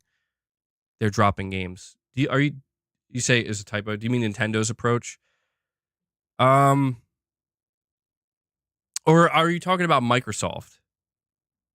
I just need to make sure I understand, because you're saying there was a typo here. Are we talking Nintendo or Microsoft? Microsoft. Okay. No, well, I don't think it's a negative thing. I mean, I don't know if it came off as negative. Are you talking about when I mentioned Microsoft kind of riding in the back seat of Sony and Microsoft? I wasn't saying that as like a slight. I'm just saying that's literally what's happening, where it's like, yeah, they're doing their own thing. Like, bro, Microsoft is going to make money off of what Sony and Nintendo are doing. They're going to make money off of it. And yeah, they at this point in time, Microsoft is doing their own thing. Absolutely. I don't, whether or not it's a positive or a negative depends on who you ask and their perspective of the gaming industry. My perspective on it is, well, frankly, I'm looking at two games that I thought I would never play on my PlayStation that are coming next month that I'm interested in playing. I don't see it as a negative. In terms of the console competition, maybe there is some potential downside there, but I see more upside than downside, frankly. You mean more from a consumer standpoint? Yeah, no, I get it, dude. That's why I'm saying, like, dude, from the consumer standpoint, I am not like it would be an oxymoron for me to attempt to like point at Microsoft and say what you're doing is bad, right? Like this is a negative thing. While simultaneously being like, anyway, guys, I'm looking forward to playing Forza Horizon 5 on my PS5. You know what I mean? It's a complete oxymoron. So I'm in agreement that I think it's a good thing. The question I think really, the reason why I think people get so defensive or intense with their conversations around this specifically is because the whole notion is, so if Microsoft doing this is good, then the way Sony's doing it, or even the way Nintendo's doing it with exclusivity, has to be bad, right? And I feel like no, I think all the different strategies can be good in their own way. I don't know, maybe people see that as a cop out, but I'm trying to be realistic in my approach that like let's just ask the average person, how do you hate Nintendo? Probably not. Like no. You either like them or you're indifferent to them. Do you hate Sony? You either like them or you're indifferent to them. Do you hate Microsoft? You either like them or you're indifferent to them. The real question is if you hate a company, you got to ask yourself why you hate them. Because that, I think, is where things get a little bit too intense. And that's what I notice with a lot of the, like, you can dislike a company. I'm not talking about disliking. Like, I don't like that they're doing this or I'm not a fan of that. But I'm just saying, like, these days, there seems to be some kind of, like, barbarian hatred that is perpetuated towards different brands. And I'm like, bro, I've been there. I get it. But at the end of the day, you got to ask yourself, like, wait, why are we freaking out again? You know what I mean? They're just companies, bro. They're just businesses. Like, they're just putting out products. But I don't know. Some people would say it's the passion. And I get it. I get it. But sometimes we got to look beyond that and realize that your passion doesn't have to come at the expense of your hatred. Oh, shit. We're getting deep. Meanwhile, Michael Wernick in the chat just straight up, I hate Nintendo. Thank you, Michael. I'm glad my touching speech. I'm glad my speech touched you.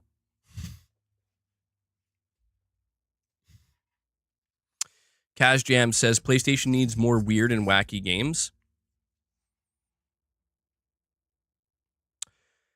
I'm not so sure about that. I mean, it depends on what perspective we're looking at it from. If we're looking at it from the lens of the consumer, there's definitely people out there who would like those weirder and wacky games. But from the perspective of the business, I think Sony doesn't pursue it because I think they tried doing that with Sony Japan, and it was kind of disastrous, you know? In the end, I think they had Shuei Yoshida recently said they had like 40 different projects or something that were like going nowhere. And I'm like, oh my God. You could argue that's severe mismanagement, of course, but more unique and less of the same old.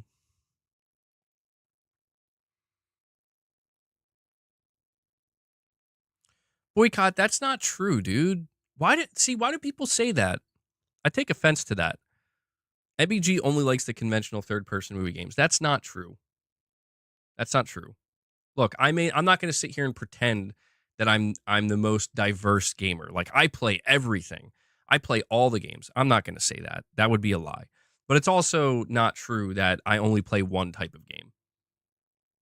Is it true that those types of games tend to appeal to me more often? Yes, that is true.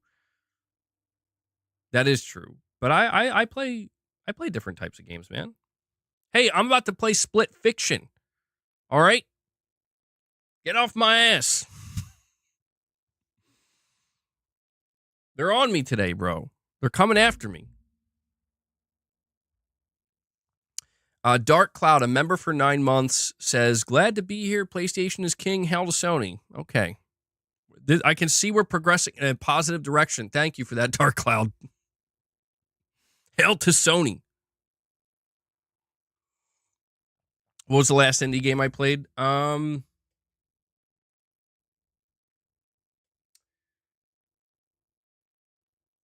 think it was Stray, but there was a game, I'll have you know, there was this game, and this was like as indie as it gets. Not saying it was the most unique game, but it was definitely a very small developer, and I haven't played it in like probably since sometime last year. There's this game I bought called Mean Greens, and it was like a shooter where you play as the like the army men. It reminded me of those classic games that I played back in those classic army men games for like the PS1 and the N64. But when it comes to indies, I don't play that many. Truthfully, I don't. I look around and I see stuff sometimes, and I'll be honest. I was looking at I was browsing the PlayStation Store, looking at the horror genre, and I was seeing some horror indies, and I'm like, I got to get on some of these, man. Games like Visage, and I saw this one game called God, what was it? It was like Dreamcore or something, and it's like it's like a horror game. I mean, it's in the horror genre. I don't know if it's actually, I don't know what you do in the game, but it got like pretty good reviews, and it's like based off of liminal spaces. And I'm like, this seems interesting. I'm intrigued. There's like $8 or something.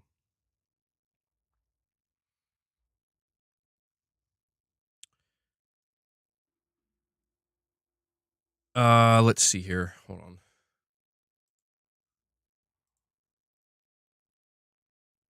Okay.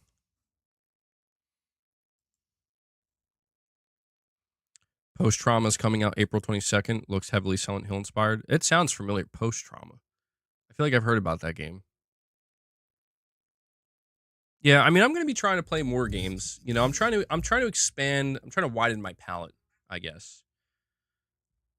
I'm stubborn though. You know, I'm not going to sit here and pretend that I don't have a certain game. But at the same time, like, you know, I don't think there has to be criticism there. At the end of the day, I don't think there's a need to criticize. There's not a genuine need, from what I can tell, right, to criticize the tastes of others, even if that taste is limited. The reason why I say this is because if you look around, like, there's so many different experiences that there's something for everybody. Truly, like, there's something for everybody.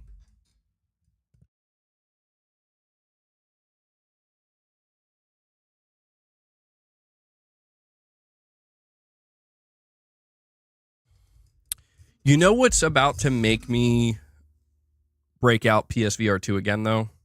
Like, I'm seriously considering it. Is I just saw a release date trailer for Zombie Army VR. And I love the Zombie Army games, dude. I don't know if that's an indie game or not, but I played Zombie Army Trilogy and Zombie Army 4. Those games were really fun, dude. And I was kind of shocked to see that they're making a game for PSVR 2. I'm like, dude, this looks good. Like, I know that there are other really good VR games that have come out, and I know out of all the VR games, like, this is the one for some reason, but I don't know, it looks pretty solid overall. So I might consider breaking out PSVR 2, giving it a shot. We'll see. Saying true, there's more variety and ways to play than ever in gaming right now. I mean, that's kind of the great part about it, you know. I understand that it's fun to have critical conversations, and I still do, and we still will. It's fun to be critical at times, if not fun. Maybe fun isn't the right word, but it's engaging, you know, and especially if you are passionate about gaming, it feels like being critical towards things is a good way to express your passion and pretty much show how much you care. If you think about it, like, the things that people, the way it's supposed to be is the more upset you are about something, the more if not, maybe angry is too strong of a word, but the more frustrated you are with something, the more it's supposed to represent how much you care about that thing, right? And we could make the argument that it's maybe, you know, people care too much, and that's not necessarily a good thing. But I just do think that right now, man, it is kind of a nice thing that if you see something that you're not interested in, or there are things that are not capturing you, if you just kind of like look around, there's more out there than ever before. I mean, I doubt you won't find anything that won't speak to you. I need your input, MBG. Is the PlayStation Portal worth the 200 bones? Well, the only input I could give you is it's coming from somebody who also hasn't purchased one. Not because I don't want one, just because I haven't gotten around to purchasing it yet. I do want a Portal. And all I can tell you is that I've come across a lot of people who did buy a Portal, and they all seem to say something very similar, which is it's really good. And they've gotten more use out of it than they expected, and they've been enjoying it more than they expected. I have seen some people express that it wasn't worth it, but not as many. So, the only thing I would recommend is if you're considering buying a PlayStation Portal, just really think about if you're doing it, like, if it's actually going to have a use case for you. There doesn't need to be. Like, if you want to buy a Portal just because it's like, I want to just play this shit around my house because it seems cool, that's more than enough reason. But if you're asking me, like, is it worth it? That tells me that you're probably thinking a little bit more deeply about it. Like, should I get it? Am I really going to use it? Just think about the use cases. And if you can come up with more than a few, then probably would be worth it if you're thinking about it. But if you're struggling to come up with any, you might want to at least hold off or just really think it through, you know?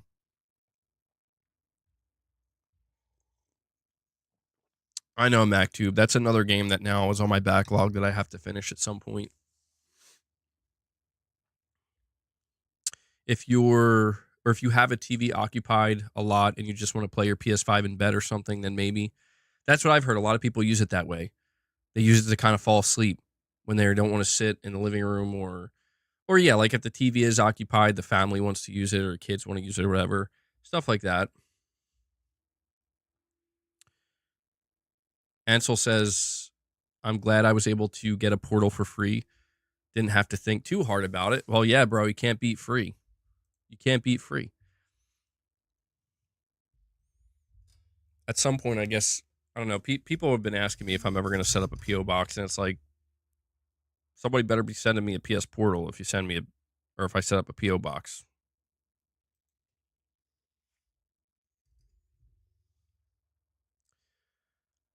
Until boycott Activision, you're saying until Portal gives you mobile access to your games library, it's not worth it.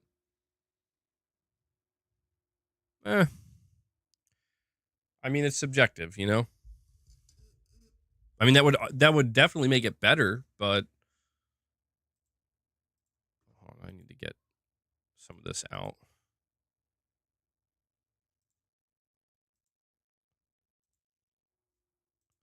Too many.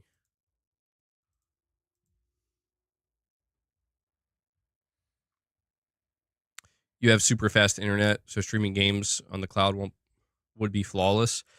Well, that's the thing. If you're subscribed to PS Plus Premium, you know, the Portal seems like a pretty good investment overall. Because if you're subscribed to Premium, you have access to not every single one of those games, but a large chunk of those games that you can actually stream directly. Like, you don't need to stream it from your PS5.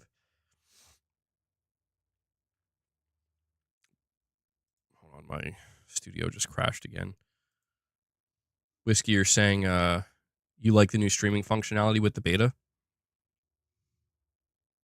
If you already have premium, it's a no-brainer, you think? I think there's 200 plus streamable games. By the way, guys, again, if you haven't already and you're enjoying the stream, please hit that like button.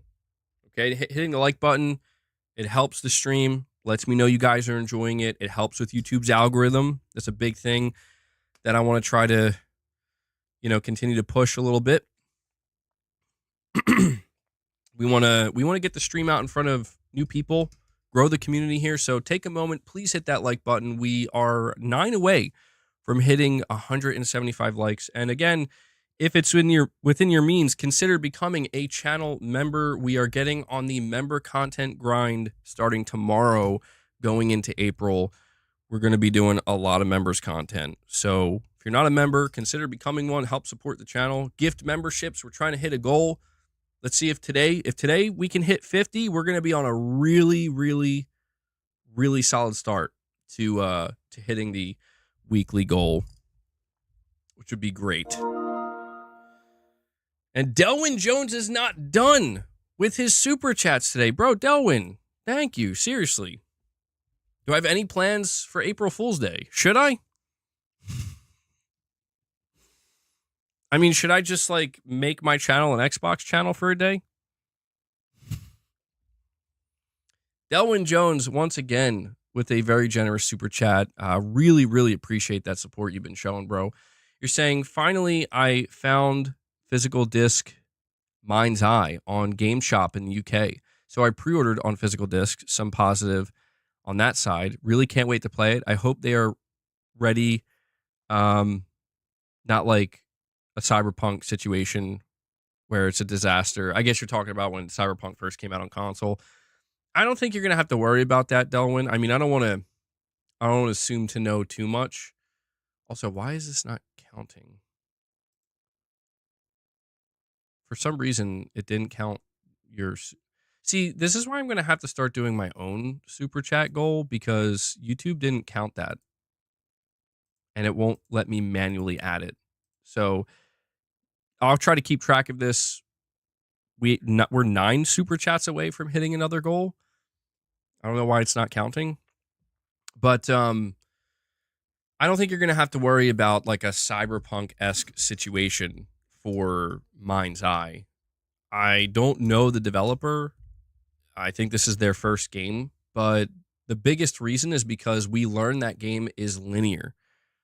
And that was a big question that people had, that I had when we got the first trailer, especially, that was showing more gameplay. But with the latest trailer that revealed the release date, they did confirm that this is a linear game. It's not open world.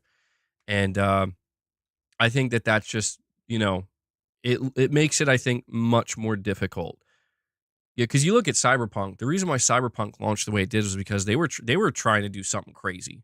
Cyberpunk was incredibly ambitious, and they were trying to hit certain time frames, and they felt like they had to get that game out. And it was a perfect storm to have, like, I would say, one of the biggest disaster launches for console. It was better on PC, but I think this is just a completely different situation. And yeah, I'm glad to hear that apparently there is going to be a physical version of this game, because yeah, it does look promising. I think that would be the best way to describe Mind's Eye. What we've seen so far, it looks promising. It has a ton of potential.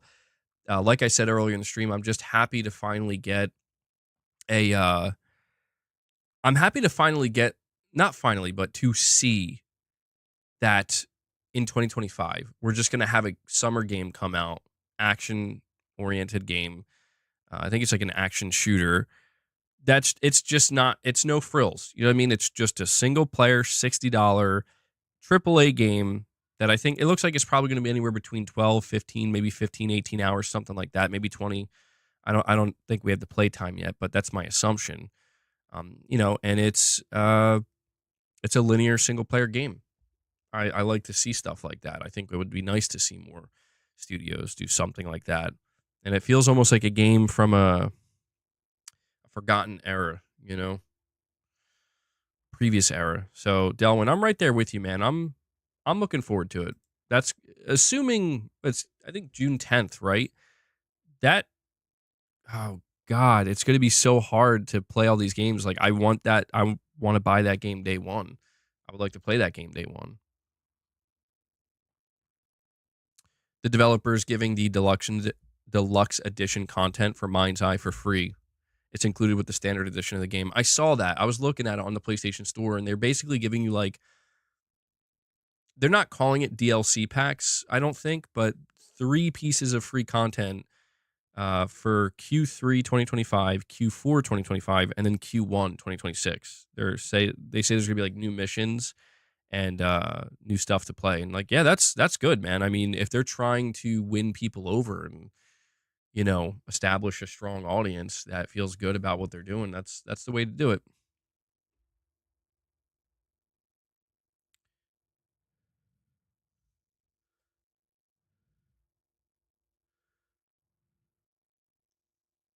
Yeah, no, you're right about that. Okay, you're right, and that's what I mean. Like I'm always struggling with that. You know, what I personally want to do, what I would do if I wasn't doing this on YouTube versus what would better serve my audience. And I think an argument could be made that I could do more to better serve my audience, no doubt about that. And I'm going to try. I am. I'm going to put my best foot forward. I'm not going to lie. Like if I play something and I'm not into it, I'll just have to. It just. I'm afraid of it being like too underwhelming. I'm also afraid there is like this kind of slight fear of like, bro, you played this Nintendo game that everybody loves, and you know, you're not as you're not as high on it as everybody else. And it's like, well, yeah, because you're gonna get blowback that you otherwise wouldn't. But then again, there's the upside of like the potential upside. Like, what if you love it? What if you do like it? You don't have to love it, but what if you just like it? Gaming Survivor, you think I'm fine? Well, there's also just the reality of like, yeah, I do want to grow the channel, obviously. I do want to grow the channel. I want to, I want to, like I said, I want to attack those goals, bro. And in the pursuit of attacking those goals, I'm going to be more willing to be open, be a little bit more open minded. Let me see here. Eternal CMO says Assassin's Creed Shadows is one of the most gorgeous and immersive open worlds this generation. Really? Dude, that's funny, man. Like I keep seeing a lot of people talking very positively about Assassin's Creed Shadows. Any chances of Death Stranding 1 coming to PS Plus before 2? Yeah, I'd say there's a very good chance. I think there's a very good chance that in May or June, because Death Stranding 2 doesn't come out till the end of June, we could see Death Stranding Director's Cut as part of the PlayStation Plus Essential lineup, which would be great. I think, if there was ever a time to give people a taste, let them find out, that would be the time. It's your favorite of the open world AC games? See, somebody else below that says it's really not, though. It's divisive, bro. It's a divisive game. It's not perfect, but I think the good outweighs the bad. I mean, I've seen all different takes on it. I've seen people say it's just straight up bad. I've seen people say it's okay or mid. I've seen people say it's good but not perfect. I've seen somebody say that it's their game of the year. So I'm like, geez, really seems like it's one of these games where you really won't know until you get your hands on it yourself. Be yourself, otherwise it'll be like the Total Recall scene. You are not you. You are me. You're not you. You're me. Syndicate was really fun. I've lost track of all the Assassin's Creed games, dude. There's been too many. Saying a lot of people hating haven't played it, though. It was controversial before it even launched. That's true. I've been trying to make sure that whoever I'm listening to talk about the game has definitely played it, somewhat extensively. But there's no doubt that there are people out there giving, and that's fine. Like, you're allowed to give an opinion on a game you didn't play, but it's just, how much weight that should hold. There's definitely an argument to be made that people say it shouldn't hold any. Am I going to get Indiana Jones in April? I want to play Indiana Jones. So where I am with that right now is I'm holding off purchasing it, which, there's no rush necessarily, only because I have received or been offered some codes from Microsoft with other games coming to PS5. And this is one that I frankly hope they do offer because it would be nice. I would like to cover it. But, it would be awkward if, like, I purchased it, and then it's like, hey, do you want this code to cover this game? It's like, oh, oops, So I'm gonna wait a little bit, see if I can. And it's not like a sponsorship, by the way. Um, Straight up, it's just like they might just give me a code to try to play it. If not, I'll buy it. I have no problem with that either. Um, and it would be nice to buy it because I could get it physically. Forza is the one that I would I would really prefer a code for since it's digital only. But yeah, I'm planning on playing Indiana Jones. I'm planning on playing Forza. Planning on playing Days Gone Remastered. Um, so we got, honestly, those three games are coming out really close to each other, and it's stressing me out because I want to play all three, like deeply. I want to give all three of those games the appropriate time and attention, and they're all literally coming out within 2 weeks, and I'm like, bro, actually, Forza and Days Gone Remastered are coming out the same day. Money, you're saying I don't even get Sony games, dude. Sony doesn't really give their games out to people. Like Sony's really, really, really like overly protective about who they give games to. Sony's weird. I've never had contact with Sony PR, and I don't think I ever will because from what I can tell, they're just weirdos, dude. I don't know who runs their marketing department, but I don't know. They're just really, and that's fine. Like it's their business. Like they're allowed to run it how they want to. They don't owe anybody shit. Neither does Microsoft. But it's just from what I can tell, like, and to be clear, I have never attempted to try to, uh, like reach out to Sony or whatever. Like I've just haven't. I never reached out to Microsoft either. They just reached out to me. I'm like, oh, okay. No money. That's true, bro. Go check like other PlayStation people, bro, or content creators or whatever. Um, Sony's, I don't know, they're a little bit,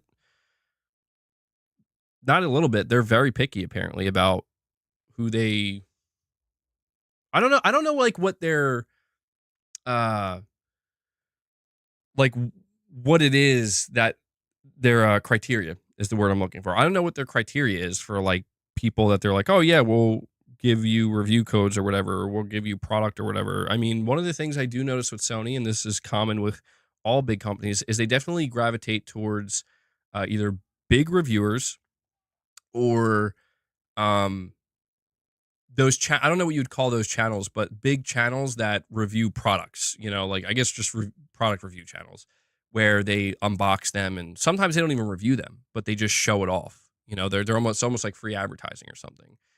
Stuff like that.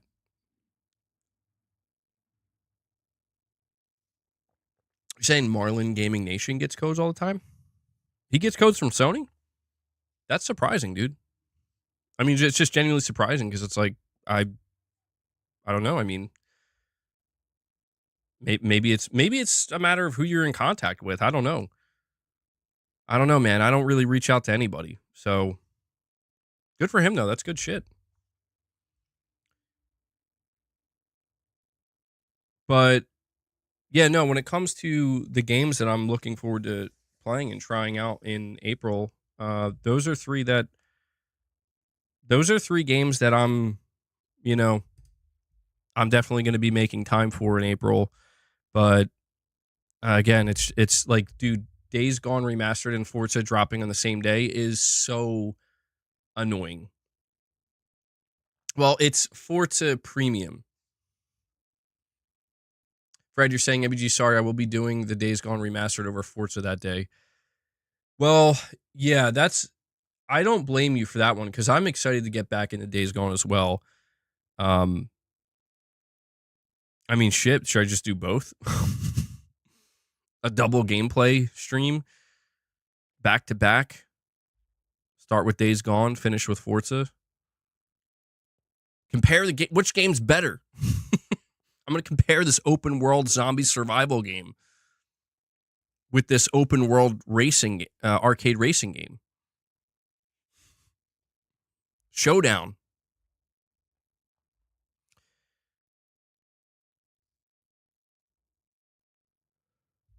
Yeah, I'll have to keep an eye out for Post Trauma. Dude, it's coming out the 22nd. Oh my, come on.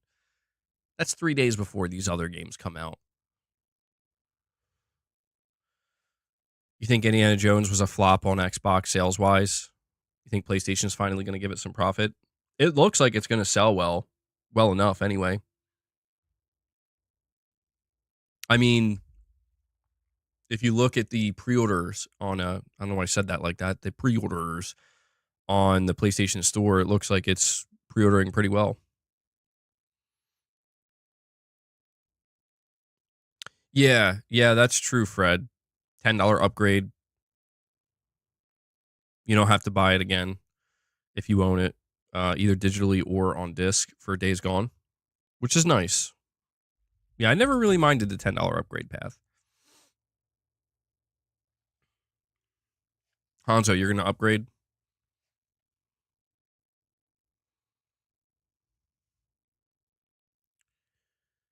Rudy says it's on Game Pass. Who would buy it on Xbox?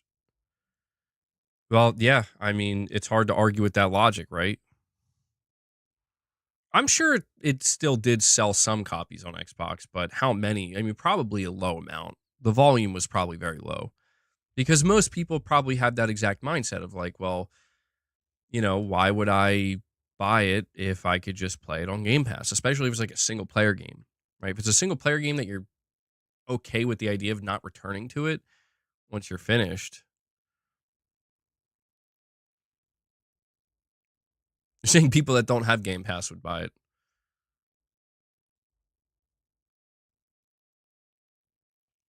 New Doom Dark Ages gameplay tomorrow?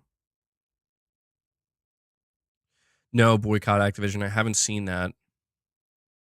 Or actually, I don't know. I think I may have seen like a trailer during an event for that. You're saying Xbox games are not selling well on PlayStation as well? Where you hear that from, Money? Did we get sales data? I thought they were selling well enough anyway. Yeah, Claire Obscure. That game seems to be one that people are pretty hyped for. It looks really unique. Definitely got an interesting art style. Money. Hold on, let me look this up. Xbox game sales, PlayStation. I don't know if there's news for this. Oh, okay. Hold on. Reddit. How well are Xbox games selling on PlayStation? Here's what the data says. PureXbox.com. Okay, this is from an analytics firm. So I don't know how accurate they are.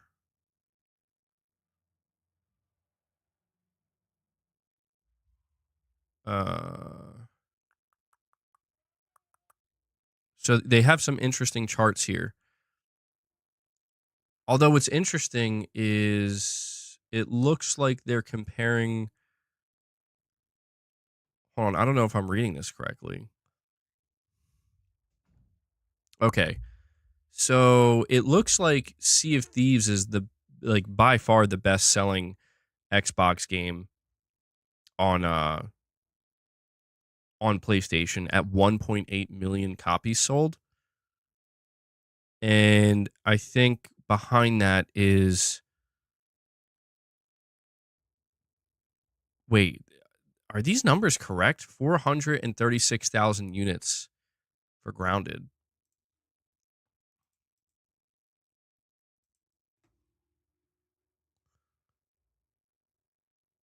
Hold on. I mean, I guess does that sound right to you guys? I feel like that's really low.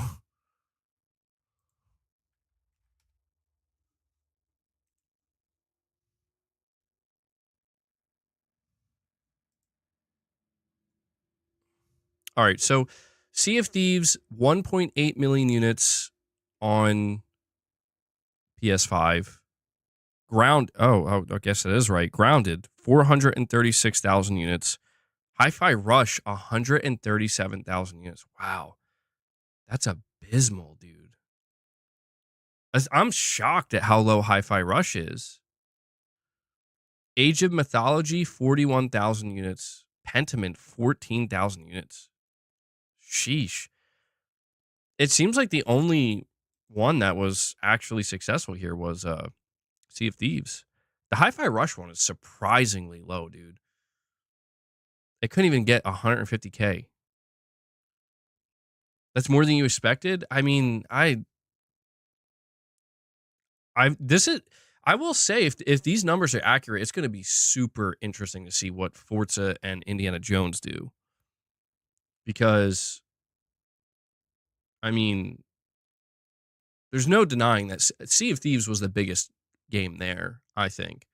And that did do well. Forza is substantially bigger than Sea of Thieves. So I guess the idea is if Sea of Thieves can do 1.8 million, how many millions of copies can Forza 5 do? Let's be honest. When's the last time Microsoft talked sales over players? Oh, dude, you know what's going to be funny is if they start talking sales again after they put games on PlayStation and Switch. That would be pretty interesting. If they're leading the pre-order sales chart, what does that say about everything else? If we put it in context. 500,000 for Grounded is good. Yeah, that's not too bad, I would say. I would have, you know what's interesting is looking at Grounded and then looking at Hi-Fi Rush. I would have suspected that Hi-Fi Rush would have been the second one, the one that did the second best, not Grounded. I thought Grounded would have been third. But, I mean, I guess, yeah, they put all those 4 titles out and they wanted to see which one, I guess, was going to float to the top. And it looked like it was Sea of Thieves. No pun intended, I guess. But then again, these are not numbers officially from Microsoft. So I don't know if we have to take them with a grain of salt. They're just from an analytics firm. But they have to be somewhat accurate, I guess. I don't think that they could just make these numbers up. Live service over single player. Yeah. Yeah, dude. I think they did a pretty significant marketing push for Sea of Thieves. I think they knew. Microsoft, I think, seemed to know that Sea of Thieves was going to do better on PlayStation or had the best chance out of everything. But yeah, we got the second wave coming in, man. We got Forza and Indiana Jones, and those are going to be. I have no doubt Forza is going to do big numbers. I think Forza is going to do more than 1.8 million. I think Forza is going to do anywhere between 3 and 5 million. 5 million on the upper end. But I think, yeah, a lot of people are going to buy this game.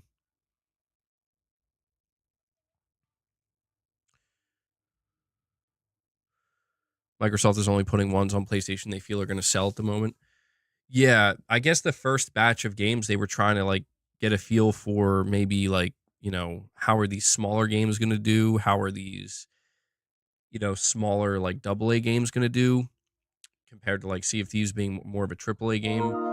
And right now, yeah, we look at Forza, Indiana Jones. There's no doubt that these are big AAA titles, and it makes sense if you're trying to get the most juice from a squeeze, right? Like it makes sense you want to go with the bigger titles, especially because that's, you know, these bigger AAA titles tend to do well on PlayStation.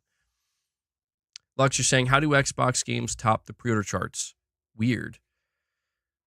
What do you mean? I'm actually confused. Like, I mean, to answer the question, Xbox games are topping the pre-order charts because PlayStation players want to buy Xbox games and play Xbox games on their PlayStation. I mean, is it weird?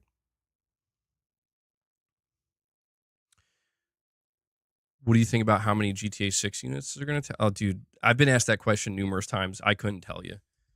How many copies of GTA 6 is going to be sold? A record-breaking amount. I don't know, BG. I've seen some talk smack on Forza price tag on a lot of forums. I mean, yeah, I definitely believe there are people that they see the price tag and they're like, no thanks. But I think it's fair. The reason why I think it's fair is because we sent a message to Microsoft. The message that we sent to Microsoft is we're not going there. to play your game. We're not doing it. We're not leaving where we are to go play your game. So when they finally say, fine, we'll bring our game to you, but we're going to charge you full price for it, I think that's fine. Like, I don't have a problem with that. I'm not saying that, there's anything wrong with somebody deciding I'm good, I'm not going to pay full price for it, or I'm definitely not buying the $100 version. I'm not saying there's anything wrong with that. It makes sense. Like, if you look at it and you're like, that's a 4-year-old game, I'm not paying that price for it. I'll wait till it's on sale or whatever. That's fine. But I guess I'm just saying, like, inherently, I don't have a problem with the idea that, like, this is new for you. So we're going to treat it that way. We're going to charge full price for it. Or close to full price, right? I don't have a problem with that. Because these games will eventually go on sale too. These games will go on sale.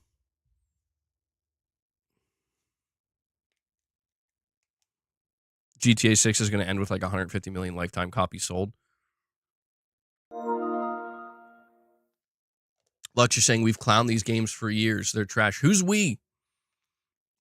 I didn't clown Forza Horizon 5, bro. I never clowned that game, not once. I didn't clown Indiana Jones either. I didn't clown Hi-Fi Rush. I clowned Sea of Thieves a bit. I'm not going to lie. That one I'll admit. Well, to be fair, I didn't clown on it. I was there at the launch of Sea of Thieves, and I didn't like it. I was like, when I first played Sea of Thieves, that shit was bare bones. And I'm like, I don't understand what the hell. Like, I remember getting pissed off because I couldn't figure out where the hell to dig for the treasure. I'm like, what is going on right now, dude? And I just couldn't get into it. I think the thing is, Lux, when we talk about the idea of clowning on Xbox games, right? Like, it's dependent on which game we're talking about. Like, I'll be honest, man. I don't recall really anybody clowning on Forza Horizon 5. I just think that the reality was when Forza Horizon 5 came out, I think a lot of people like looked at it and like, oh, that's awesome, dude. Anyway, you know what I mean? Like, and Microsoft's just saying, so like, you're not going to come buy an Xbox for Forza? And they're like, no. It's a great game. Looks awesome, but no, I don't want to buy an Xbox. And I think that's just why, again, how we've gotten to this place, how Microsoft came to this conclusion where it's like, so you're telling me that you do like this game and you would buy this game, but you're just not willing to buy the box to play this game. And so Microsoft was like, all right, we're just going to remove the box from the equation, bro. We're just X now.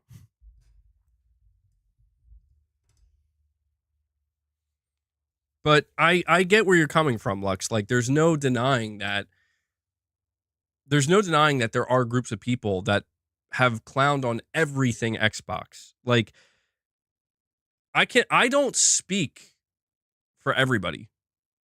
I don't speak for the entirety of my audience. I don't speak for the entirety of the PlayStation fan base. I don't speak for the entirety of the PlayStation fanboys, right? What I can tell you is that I'll play Forza Horizon 5 because I think it looks good. And I've always thought Forza was great. I'll play Indiana Jones because that looks good too. Is there another Xbox game lined up, by the way, after Forza? Or has that... I think there's like Doom. I'll probably play Doom too. After that, though, like, if the next game is Starfield, listen, I'm just going to put this out here right now. I will have to be paid to play Starfield. Like, a lot of these games that I'm mentioning, I don't feel like I need to be paid to play them, like, to force myself to play it. Yeah, we clowned on Redfall. I think that was fair. Clowning on Redfall, I think, was fair. But, like, Starfield, I have no interest in. I am intrigued to see how people react to it if it does come to PS5, which it seems like it will. But you're not going to see me. I'm not speaking for others. I'm just speaking for me, Lux. You're not going to see me turn around and be like, oh, shit, bro, Starfield on PS5, that game's good now. And I'm excited for it now. No. It could literally shadow drop on PS5 tomorrow, and I don't want to play it. It's no offense to the game, but I'm just not into Bethesda RPGs. And Starfield looks so unappealing to me that I just, like, again, if like we hit like a member goal and people are like, if we hit this goal, you're gonna force yourself to play this game right now on PS5. Sure, that's fine. But in terms of like me, like that, dude, I'm not even kidding. Like that's a game where if Microsoft like offered me a code for Starfield, I'd be like, it's like literally that Larry David meme where it's like, you know, I don't. It's a nice gesture, but man, I don't like Starfield. Like I don't. I'm not gonna like this game. Delwyn Jones with another super chat. Thank you, Delwyn, saying Santa Monica has been so dead quiet lately with the new game they're working on, and Cory Barlog as the game director. Something tells me he might reveal the new game this year, but I think it's coming in 2027. Yeah, dude, the new IP from Santa Monica. This is why I'm saying if PlayStation does a showcase this year, it feels like an appropriate time for Santa Monica's new IP to be revealed. It does, because it's like this game has been in development, I think, for 5 or 6 plus years. It's been in development for a long time. And you're right, they've been dead silent. They haven't said anything about it. We did get that one leak that may or may not have been true, but it was 4chan, so it's like, who knows? But I'm curious to see if it is another sci-fi game. That's going to be interesting because we know that Naughty Dog's making a sci-fi game, and every tease that Cory Barlog has done for this new IP has seemingly indicated that it's going to be another sci-fi game as well. So we might end up looking at 2 very distinct and different sci-fi games. I'm assuming single player, narrative driven, type experience. Maybe I don't know. Maybe there could be some RPG elements in either of them potentially, but I'm thinking we could see that from both. And I'm curious to see how the reactions will be to that, how different they could be from one another, or how similar they could be.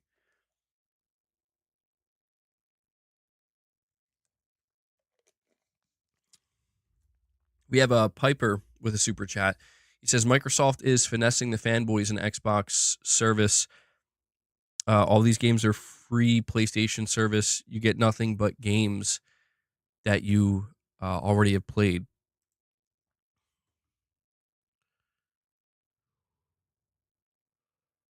Hold on, Pipe. I'm trying to understand what you're saying here.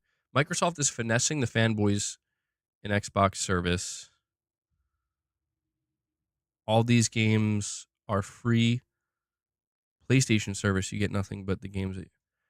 Oh, okay. So if I'm reading what you're saying correctly, you're saying, Piper, that Microsoft. My interpretation of what you're saying is Microsoft's service is better because they're giving you the feeling. They're giving Xbox fans the feeling that these games are free. They're not really free, but it's like, the amount of new games you're getting, it feels like you're not really paying for it. $20 and you get, get Indiana Jones, you get Doom, so on and so forth. Whereas with PlayStation, with PS Plus, Sony's giving you games. Well, you're saying games that you already played. I mean, that's not true 100% of the time, but games that are not new. Although you could make the argument with Dragon Age. That was pretty new, but I think that's because that game flopped. I don't know if I'm reading that correctly, Piper. Michael is asking, does anyone know if the Rocket League 2 leak is real or fake? Oh, I didn't even hear about a Rocket League 2 leak. It could be real. I don't know. I mean, I feel like it's been a long time since I've heard anything about Rocket League. So, Pushing Polygons, you're saying MBG, Game Pass full of new games, PlayStation Plus, old games. Okay. I guess that's a simplification of what he was saying. I mean, yeah, but that's the thing, dude. Like, I think people need to kind of realize the people that prefer subscription services in gaming. Like, I prefer Xbox Game Pass or whatever. I guess that would be the most common one. if we're talking about people who actually prefer subscription services, because yes, what Microsoft is offering is, like, to anybody who's subscribed to Game Pass and looking forward to those game releases, absolutely worth the money. Game Pass is worth it, right? To those people. But I think there just has to be an understanding that not everybody wants to engage with video games through a service.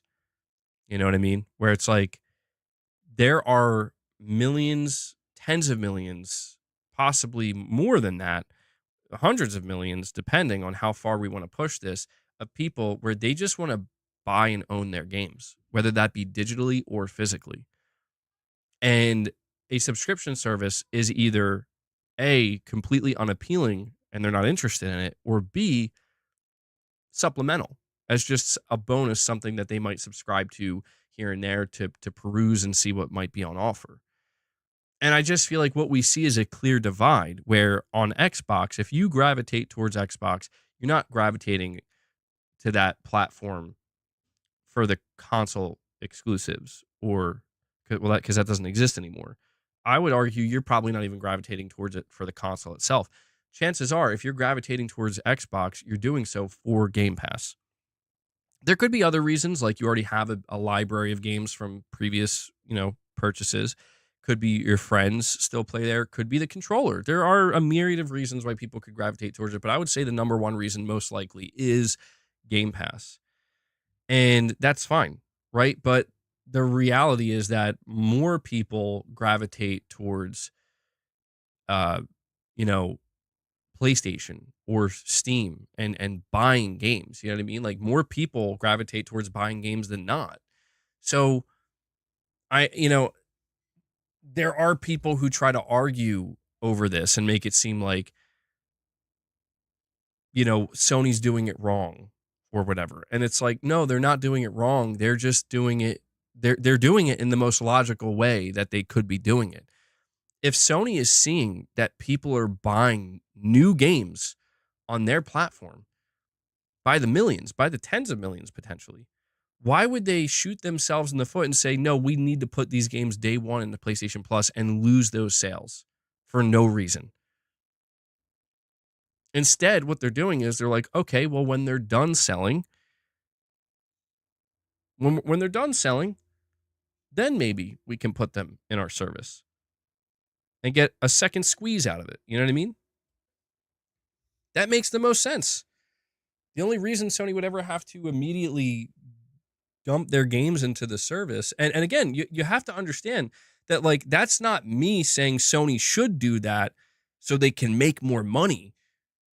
No, I'm saying that because it's like, bro, people are buying the games. Like nobody, the market is telling Sony, like, we like buying games. We're okay buying games. And that's why Microsoft kind of woke up to this and are like, I mean, goddamn, there's like 75, 80 million people over there that are basically just sending the message that we want to buy games. We like to buy games. I mean, not every game, but, we pick and choose which games we want to buy. And they're like, yeah, let's get a piece of that coin, bro.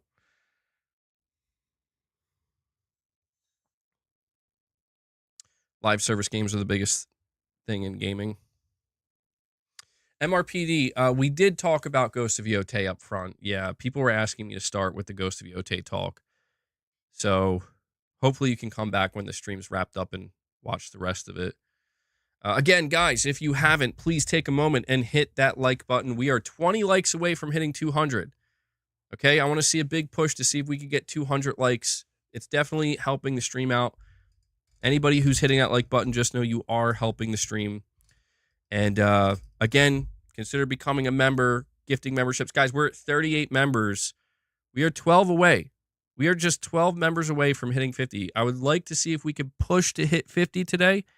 If we hit 50, I'll drop another 5 membership gifts for you guys as well. All right. Let's see if we can hit that 50. We still got time, but that'd be a great start to the week. I want to definitely see if we can hit this goal before the end of the week. The service needs 100 plus million people consistently to maintain a comfortable profit for investors to not withdraw capital. Hondo says push it real good. Yeah, well, yeah. I mean, that's the thing. We've been over this quite a few times where the the threshold that Microsoft needs to surpass in Game Pass in order to really justify it getting all those games day one is pretty high. It's a pretty high threshold, and they definitely didn't meet that threshold. If they did, they wouldn't need to put these games on PlayStation. But they still believe in it. They're still pushing Game Pass, and why would they give up on it? You know, they've come this far. They still believe in it. They're just at this point where they're like, well, let's let's help. Let's have PlayStation help subsidize the costs of Game Pass, and that's what's happening. And Nintendo, and that's smart. It's unideal for their own platform. It's unideal for their console and everything they tried to build. But if you're putting more of your eggs in the Game Pass basket now, like you're taking more of your eggs out of the console basket, out of the platform basket, and putting them more so in the Game Pass basket, it kind of makes sense to do that, to go in that direction. Why would Microsoft say Game Pass is profitable if it wasn't? Well, I mean, I don't know if Game Pass is profitable. I just know that based off of what we know about how expensive games are to make and develop and how much, a Game Pass subscription costs and how many games Microsoft is making and developing, how many of those games are AAA, it seems to me that well, I guess what I'm trying to say is it wouldn't surprise me if the only way it's profitable is under a very specific set of circumstances that maybe, they're not, I want to say like it's not that they're lying, but it's like asterisks, you know what I mean? There's like an asterisk next to it where it's like Game Pass is profitable, asterisk, and that's fine, but it doesn't really matter to me, dude. Like I'll be honest, I don't care what happens to Game Pass. I don't care if Game Pass continues to grow and it starts growing rapidly and people love it and they gravitate towards it, and that's great for Microsoft. I don't care if it crumbles. I don't engage with Game Pass. It's just something I'm not interested in. I don't have any problems with it. We've been down this road. There were concerns that I and many others had about what Game Pass could do. And I'll be honest, I think people were acting like Game Pass was the boogeyman, myself included. And it turns out like, no, dude, it wasn't. It's just another option. And here's where it sits in the gaming industry. It's like, oh, okay, well, that's good.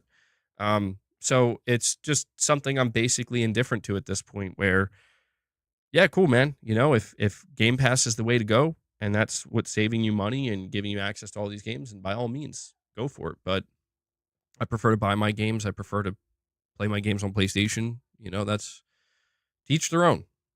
Like I said, there's more than enough to go around at this point. Piper with another $5 super chat says, bro, people would rather spend $70 for their games instead of having them in their service that they're already paying for. Cap. I mean, but it's not though, Piper. Like that's the thing. Like if we have to separate the statement you're trying to make. You're trying to say that it's not true.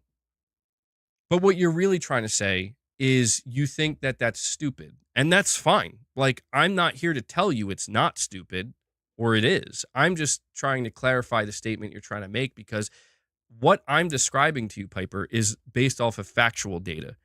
I'm not telling you, nah, bro, we would rather pay for our games. Like, I'm literally just conveying to you that what you just described is a market reality that like, because think about this, Piper. Imagine for a second you're a PlayStation executive.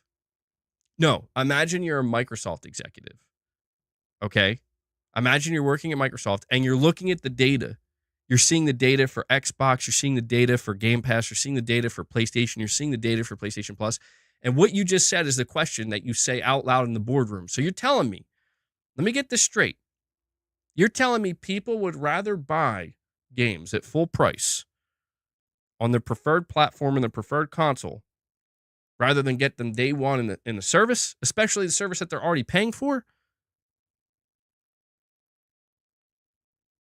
Yeah. Yeah. The answer is yes. And so you're going to be like, well, that doesn't make any sense. But that's the fascinating thing about all of this, is that it doesn't really need to make sense. The only thing that these companies have to do is understand what they're looking at and react to it accordingly. Now, we can only take this so far, Piper, because it's like,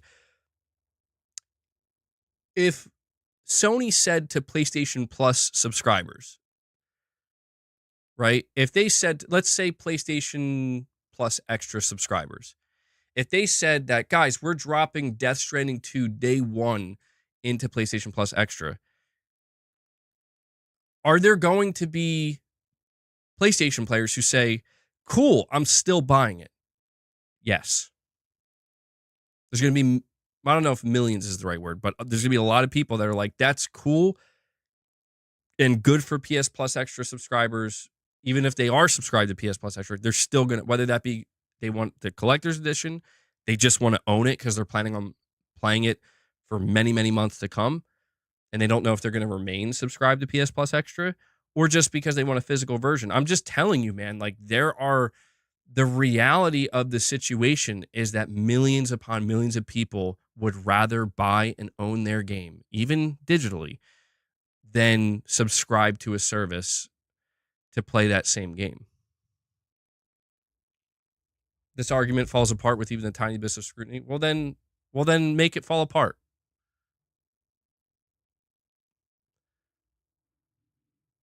I'm serious. Like, I'm just saying, if that's true, then make it fall apart, because I just like, I feel like people are trying to, they're trying to make it seem like a certain reality that we're literally witnessing right now is not actually real. And it's like, it is. I'm not even here to tell you, I'm not even here to defend it. I think people get upset because they think I'm defending. Like, listen, if somebody says, I think PlayStation players are stupid for buying video games rather than not pushing Sony to put them day one in the PlayStation Plus, I'm not going to argue. Okay? That's fine. Like, you can think that. I'm sure Sony at some point is actually confused themselves, where they're like, bro, keep in mind, there was panic in 2021 and 2022. There was panic that that Game Pass was going to take over. They got Bethesda, and all these Bethesda games are going to go day one in the Game Pass. And all the questions, everybody was zooming in on Sony and be like, Sony, you going to start putting your games day one? Because that's what Microsoft's doing. And they're coming for you, bro. They're buying publishers now. And I remember at the time, there was like a leaked quote from Jim Ryan where he says, like, we have more consoles sold than they have Game Pass subscribers. Like, we're fine. And years went by, and the reality revealed itself. The reality that revealed itself is, yeah, dude, people are okay buying games on PlayStation. People like to buy games on PlayStation. And PlayStation's not the only platform. In fact, you could make an argument, and this is the argument that a lot of Xbox players try to avoid. You can make the argument that Xbox is really the only platform that has struggled to sell video games. That's the argument. That's the elephant in the room that certain groups of Xbox players don't want to acknowledge.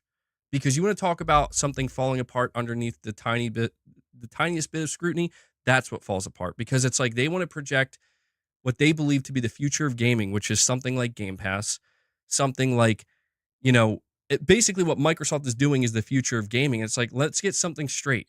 Nintendo sells games. PlayStation sells games. Steam sells games. Xbox struggles to sell games.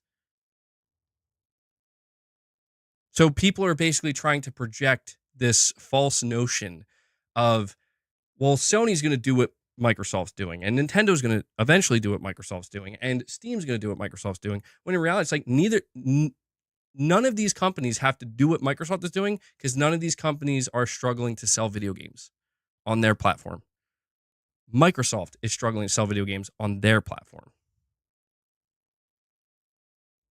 That's not me being a fanboy telling you PlayStation better, Xbox bad. That's me informing you that if you need the factual data If you just want the facts, those are the facts. That doesn't mean you have to panic and say, well, shit, I should get rid of my Xbox. No. Or shit, I should unsubscribe from Game Pass. No. Stay subscribed to Game Pass, dude. If you feel like you are getting value out of Game Pass and you feel like this is great, dude, I don't have to pay for these games, why would you unsubscribe? It shouldn't matter to you. It shouldn't matter to you if there are other platforms selling video games and other people on those platforms buying those games. The only thing that should matter to you is you turn to Microsoft and you say, hey, Microsoft, I like what you're doing here. And I feel like this is a good deal for me. And I feel like I'm saving money. Are you going to stop this? And they're like, no, we are going to put our games over there though, but we're not stopping this. Then that's all that should matter to the consumer. You see what I mean? If Game Pass was so terribly detrimental to game sales and everyone only wants to buy games, why would any developer voluntarily put their game on the service? They aren't being forced. Well, I think it's not that. I do think the argument that Game Pass killed Xbox sales is a bit hyperinflated. And the reason I say this is because people make it sound like Xbox was selling gangbusters prior to Game Pass's existence. And I'm here to tell you, again, if you want to go based off the data, that's not true. Games like, what's the name of that game? Quantum Break, Sea of Thieves. Well, actually, did Sea of Thieves launch in the Game Pass? I don't remember. But I guess I'm thinking about games like Recore, Quantum Break. What are some other Sunset Overdrive?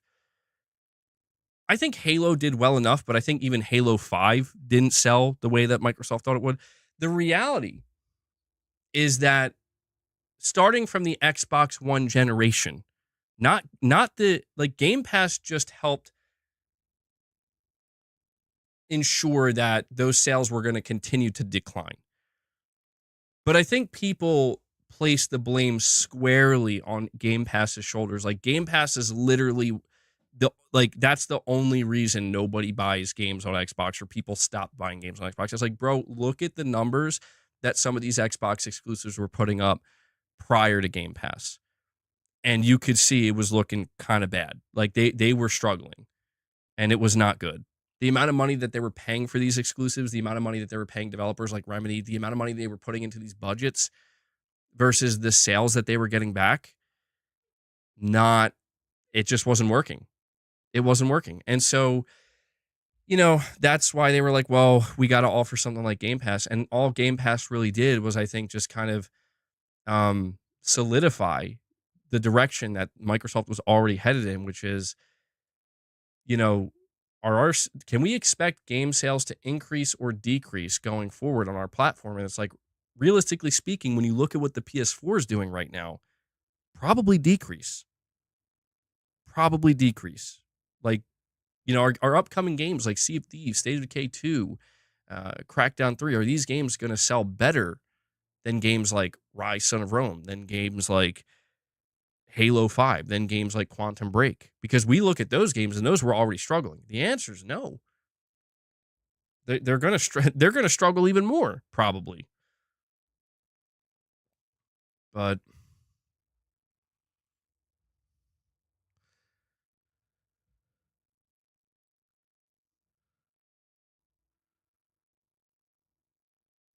well, okay, to be clear, I'm not saying everyone only wants to buy games. I'm not saying that. Like, dude, trust me, I know people in my real life that don't want to buy video games because they're expensive. And that's true. And I don't fault anybody. Dude, I'm not trying to make it sound like gaming's a cheap hobby, or like, you're just poor if you can't afford games. Like, no, dude, gaming is expensive. It is. And I don't fault anybody for being like, bro, I'm trying to save money. I want to access games. I want to play games. I don't want to break the bank. I absolutely relate. Like, I get it, dude. I absolutely get it.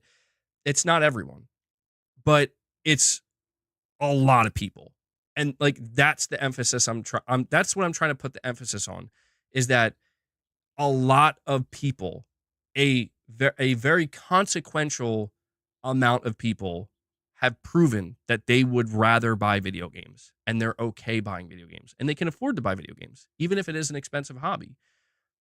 And this is shown through the fact that Microsoft is now realizing that we need to get in on that. We need to put our games onto platforms where people are buying video games en masse, because why shouldn't we? I mean, why shouldn't we get some of that money, right? But yeah, there's also millions of people subscribed to these services that, like, are there people who subscribe to Game Pass and then like don't buy a single video game? Absolutely. And that's valid. That's valid. I know, you'll see people on the internet that are like, no, bro, those people aren't supporting the industry, and they're not supporting the devs, and they're not supporting games. And it's like, bro, listen, I'm not going to virtue signal like that. Like, I think it's fine. If you want to buy a video game and be like, I'm supporting the devs, that's good. Like, there's nothing wrong with that. But I'm not going to virtue signal and be like, bro, if you're struggling financially, like, worry about your money and your value, the deal you're getting. You know what I mean? Like, if Game Pass is it for you, like, this is it, man. This is my, $20 a month, and I just get the access to all these games, and I'm set. Again, that's valid because Microsoft set that up for you. And yeah, I'm not worried about Microsoft's money any more than I'm worried about Sony's money, where it's like, dude, the reason why I would, like, even if Sony came out and they were like, we're going to go day and date on PS Plus with all of our games, chances are most of them I would still, well, I'm a bad example because I buy games physically. The physical aspect of it is what would continue to drive me to buy games. But would there be some games that I pick and choose where it's like, actually, maybe this game, I don't know if I'm going to play it for the entire time. So maybe I don't buy it digitally. Maybe I do access it through PlayStation Plus Extra. But I'm currently not subscribed to PlayStation Plus Extra. So I'd have to weigh out, like, is it going to be worth it for me? Piper with another super chat. Sorry to keep you waiting. You're saying Microsoft doesn't have to worry about game sales anymore. You guys are going to buy the games for them. Well, exactly. See, that's what I'm saying. Well, they still have to worry. To be fair, Piper, like, I get where you're coming from, but they still have to worry. Microsoft can't just be like, we're set, bro. The whole point, the reason why Microsoft is trying to pinpoint the games that are going to do the best is because they need to get higher profit margins. And that should be easy to do when you're taking older games that have been out for a while and you're repackaging them and reselling them. Now, they do have to spend time and money and resource on porting them and optimizing for the PS5 and the PS5 Pro.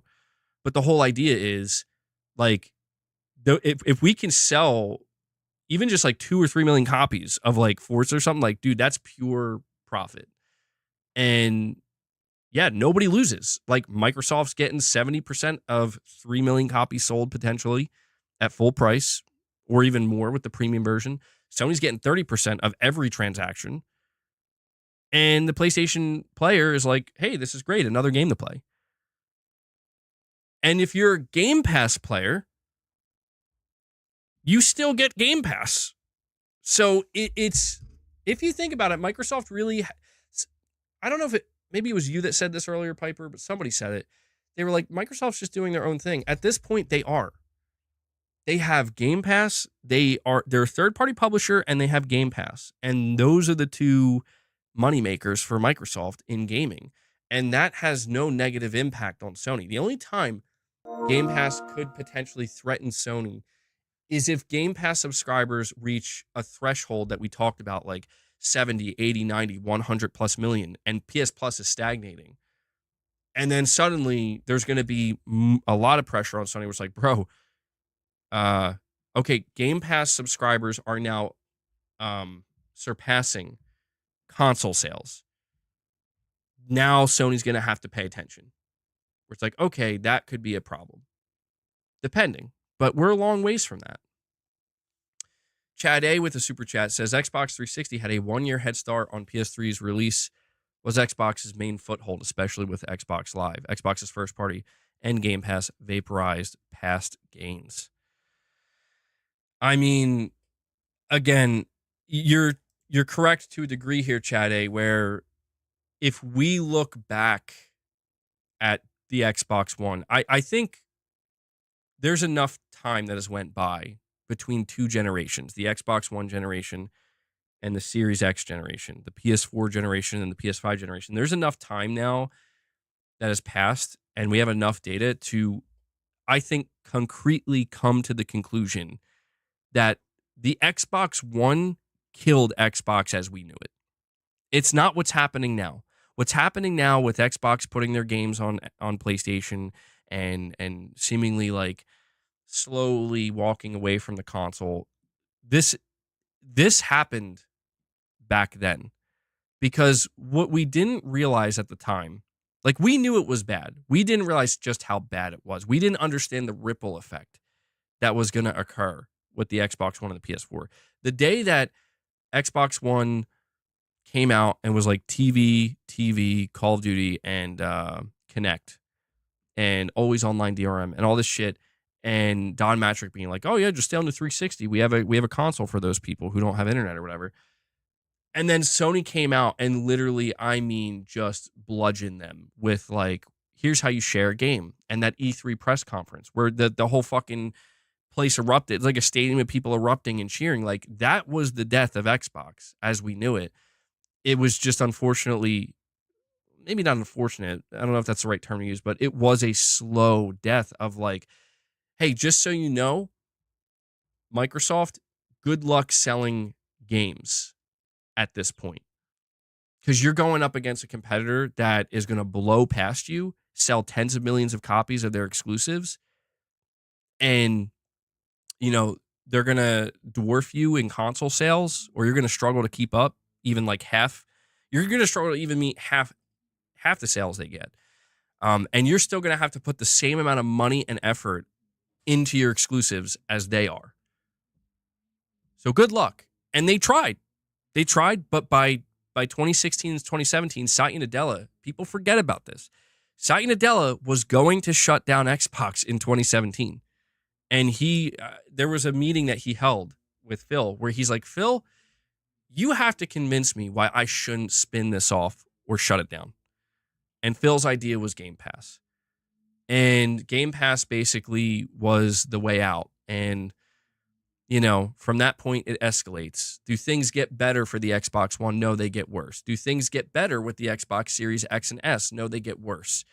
So what next? Well, we got to buy publishers. Well, why are we going to do that if we can't sell our exclusives? Because we're not going to have exclusives. And the whole thing is mapped out. And it is what it is, man. Like I said, Microsoft is in their own lane right now. And, well, no, Microsoft is in the same lane as Nintendo and Sony. They're just riding in the same vehicle. They have their own lane with Game Pass that isn't doing the same numbers per se and is maybe way behind, but it's a long, it's the tortoise and the hare type situation with Game Pass. It's really interesting, though. It's interesting to talk about. It's interesting to discuss because it's just endlessly fascinating, I would say, at this moment in time, observing and just seeing where these things have ended up. And nobody could have predicted it, man. Nobody could have predicted it, truthfully.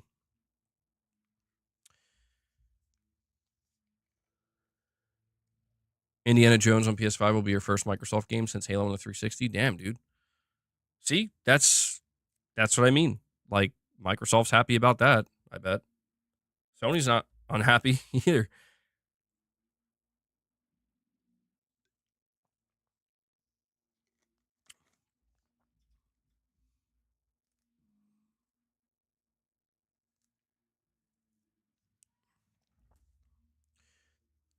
That was the definite pro physical media move. Yeah, that time period with the Xbox One and the PS4 was really something. I mean, that was something, dude.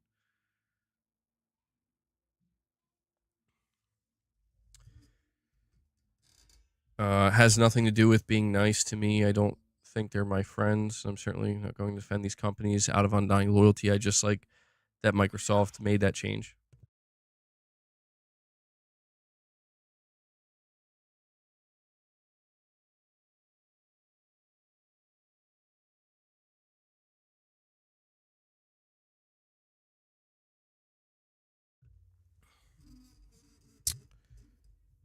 Well, I mean, at the end of the day, man, I understand that there's still, people, and I'm part of it too. There's this kind of desire to continue to talk as if there's competition, like intense competition. Josh, I would be careful. I've been seeing that person's name pop up multiple times.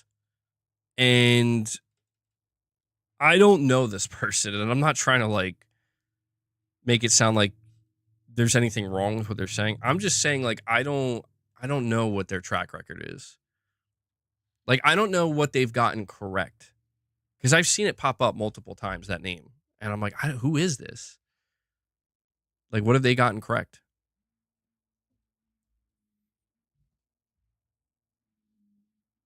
July for Yote would be is it respectable? It's pretty accurate. See this that's what's weird to me is like if that's true, I haven't heard anything, dude. And that's strange. Like if there's somebody out here getting stuff correct and like they're just going completely under the radar. July for Yote, I mean, we know that Ghost of Tsushima dropped in July, right? July 2020. I almost said 2022, 2020. So, yeah, I could see that.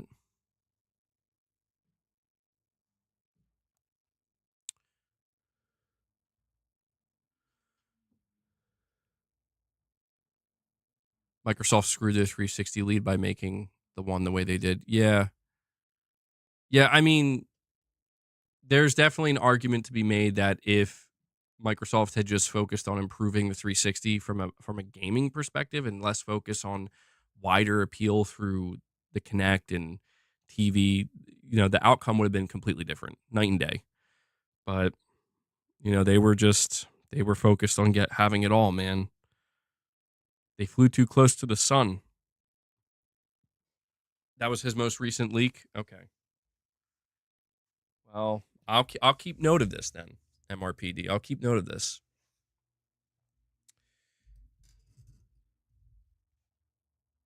Okay, that's interesting, Eric.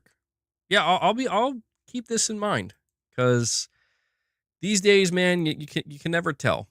You can never tell what's true, who's doing what for clout.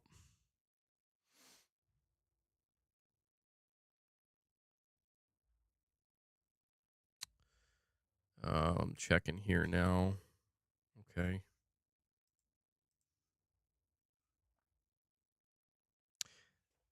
Yeah, that's the one thing that I would find interesting um about Yote being July is it's like I mean Death Stranding June 26th. Maybe it was like the end of July. He tweeted to me also. I haven't been on Twitter much. I don't even I have all my notifications turned off.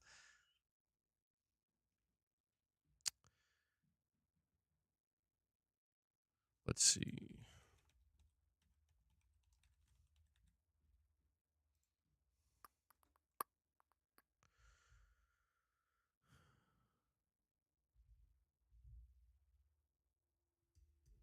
He says, Detective Seeds says, "Hey, BG, can you say my name next time, man?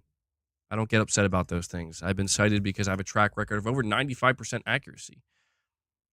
No one bats 100%. That's true. Happy to tell you how I get info as well. I'm very transparent." Okay. I appreciate the transparency, dude. We need that.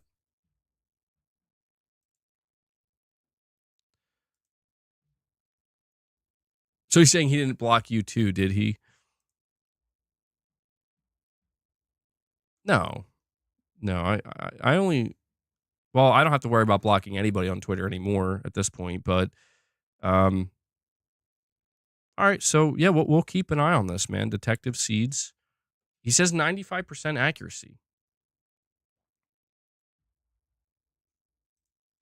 What he says is true, though. Nobody bats 100. Nobody. That's the thing about the rumor and the leak game, is you are always at risk of being wrong, no matter how well connected you are. But the track record is what usually matters. If you're right much more than you're wrong, I view that as being reliable or relatively reliable. Understanding that everybody's going to get some stuff wrong. And they say, broken clock's right twice a day, right? But it's like, I don't know, man. Sometimes it becomes kind of obvious over time with certain people. I remember there was that one time.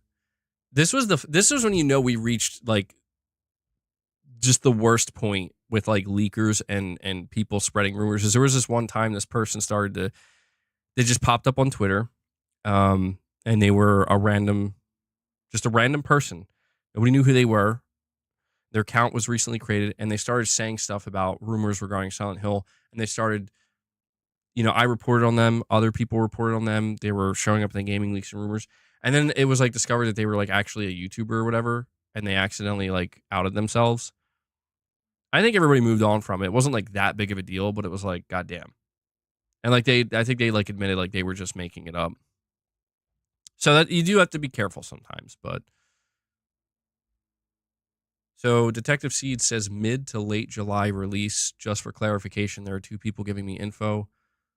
One who said mid to late August, but has missed a bit. And one said mid to late July, but has been spot on with info. My guess is somewhere in the middle. Well, we'll see. I mean, it does harken back to kind of what we were talking about earlier, where it does seem like Microsoft's getting ready to market Yote.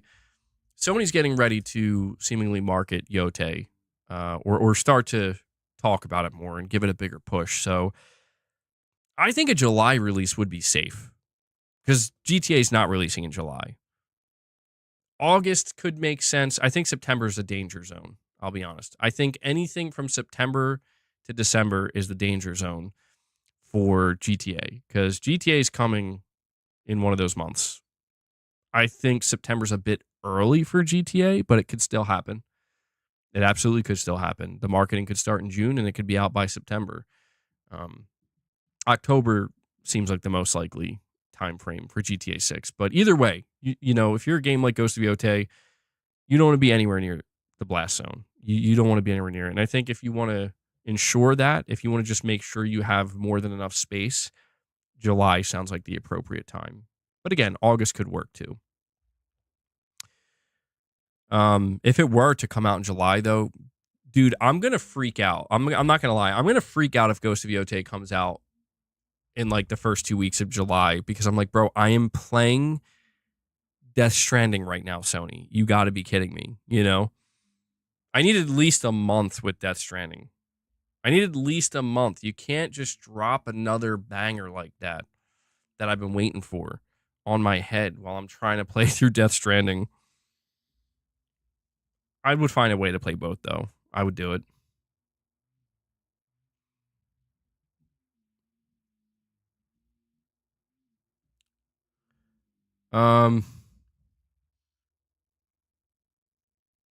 Hurry up with letting us see some gameplay. Late July would be, yeah, I think late July would be good. I could do that. That would be, I don't know, let me see. Let me look at the calendar here. Late July, we're looking at, we thinking a Friday release, right? A Friday release. You could do July 25th, bro. It's the last Friday of the month. And that's almost like exactly a month away from Death Stranding 2. So I think that would be. Capone's like, you work from home, bro. What's the issue? It's just like the idea is if I'm like fully immersed in Death Stranding 2, I don't want to pull myself out to go get fully immersed in Ghost of Yote and then like feel like, man, which one do I want to play now? I want to play both. I want to see and do everything in both. But yeah, I don't want to rush. I don't want to feel any type of pressure. I want to have my time with it.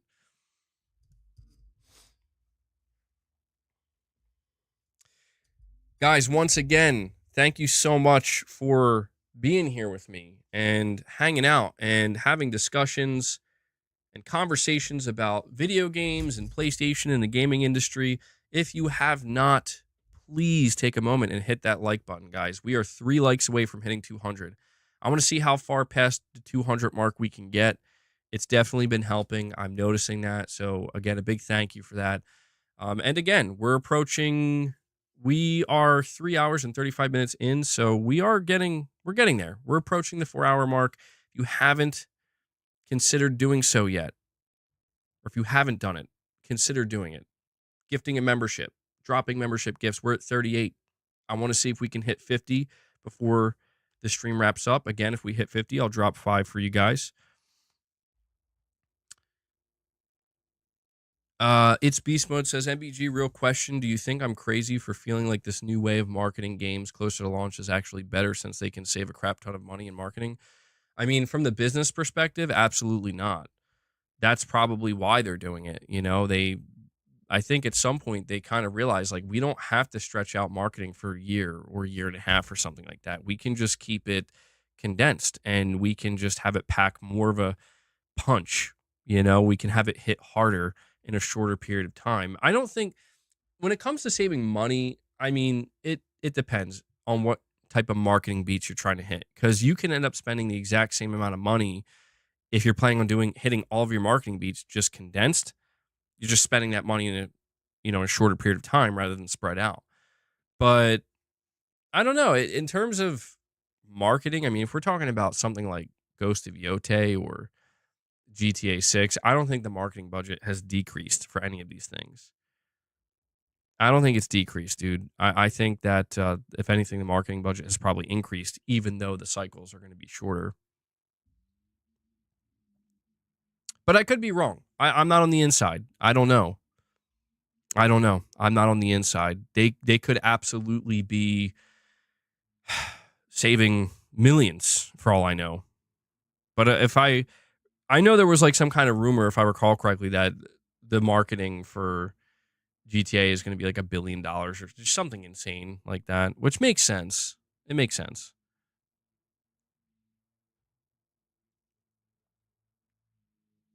You feel like marketing for a longer span costs more than maybe just doing 2 to 3 months? Yeah, I mean, the logic is there. The longer you're marketing something, you would assume the more expensive it's going to be. But I still think it depends on what beats you're trying to hit. I mean, with GTA, man, I think what they're kind of realizing is they don't have to really do anything. I mean, everybody else is doing it for them. People are just, I mean, I'm seeing people create content, and I don't think there's a problem with it, but I'm seeing people create content just like based off of random numbers and stuff. I've been there. Trust me, I get it. And this content is getting a lot of views. A lot of people are tuned into it. And if you're Rockstar and you're Take-Two Interactive, you're like, so what's up? Like, why are we trending? It's like, I don't know. So somebody's doing some kind of algebraic equation based off of numbers they saw on our Instagram or something, and they think that they've nailed down you know what I mean? It's free marketing, bro. And that's what's crazy is GTA 6. The one thing I will say, there was a quote or an interview with Strauss Zelnick. Yeah, that's pretty much what he said, Mr. B. He says that the silence around GTA 6 is kind of drumming up more hype. It's creating more hype. And he also kind of acknowledged that he's been in the business for a long time and he's worked in every major field, in every entertainment business, I guess. And he's saying that he's never really seen anything like what he's seeing with GTA 6. And this is coming from the CEO. This is a guy who knows what he's talking about. And he's not saying it to hype up his game. He's just simply saying, like, we're trying not to ruin that. And I think it kind of speaks to what I was saying, what I've said many times, and that is that GTA 6 is it's reaching levels that no other game I think ever will. I think this is like a one-time thing. I think they understand the game itself is not necessarily lightning in a bottle. It might be, but it's this type of anticipation and hype and excitement is what I would call lightning in a bottle that I don't think anybody's going to capture this again. And I think they understand that. That's the most interesting thing is they seem to understand that. Because a lot of times any other publisher, not any other publisher, but a lot of other publishers, if they were in this position, they would do something to screw it up at some point. And they still could. There's still time. There's still time. I don't want to jinx it, but I think they understand what they have.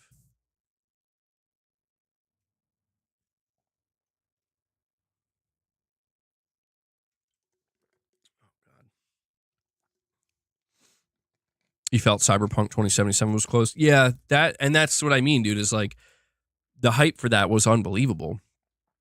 But it did crash. I mean, sales wise, they did fine. In terms of the outcome, though, I mean, it kind of crashed and burned at launch. You know, it was not good.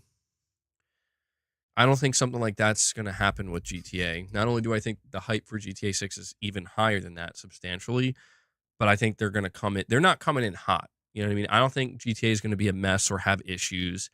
I think it's going to be a fully polished game. And I think that's what's going to make things just really reach a level that's like, holy shit. Holy shit, bro. Like, what is going on right now?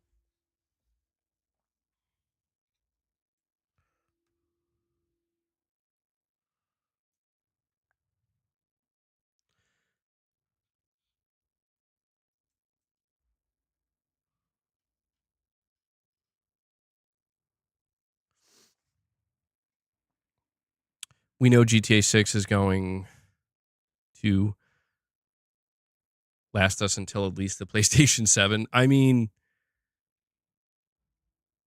yeah,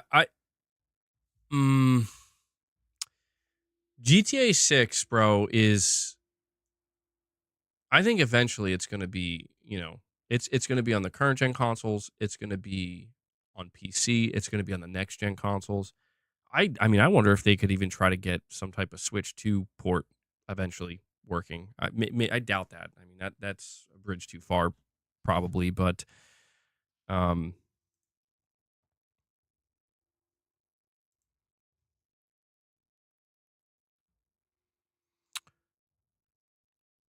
you hope the online for GTA 6 does more out in the open world instead of breaking it into lobbies for all the high paying missions and custom games.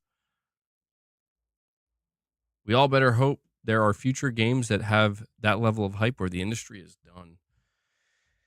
Well, I mean, that's kind of the pressure that rides on the shoulders or rests on the shoulders, I should say, of GTA 6 is the expectation that this game is going to help move everything. Like, and by everything, I mean, even game design and like what games can achieve and what can be done in an open world. And it's not to say that suddenly developers are going to be making games as good as GTA 6, but the idea is it should help get other developers to a position where it's like, okay, we can't be as good as GTA 6, but we got to try. We got to be better than we are now. You know, like look at how far ahead they are. It could have the opposite effect though, where it's like GTA 6 is so it exists in a class of its own where nothing can even get close. I mean, we might end up seeing that because even right now, you look at a game like Red Dead Redemption 2, and we still haven't seen really anything kind of, even attempt to try to match that. And that is a bit concerning because, like, bro, Red Dead came out in 2018. So I don't know, man. It does. Sometimes you do kind of get the sense that maybe there's a little bit of stagnation game development wise. Maybe the ambition is not quite what it used to be, or maybe developers are just struggling. They're just struggling to find ways to be able to keep things exciting during a time when there's again these live service games that are just sucking up everybody's time and money. It's tough. It's tough out there, man. Game still runs at a smooth 30 frames on PS5. Hold on one sec.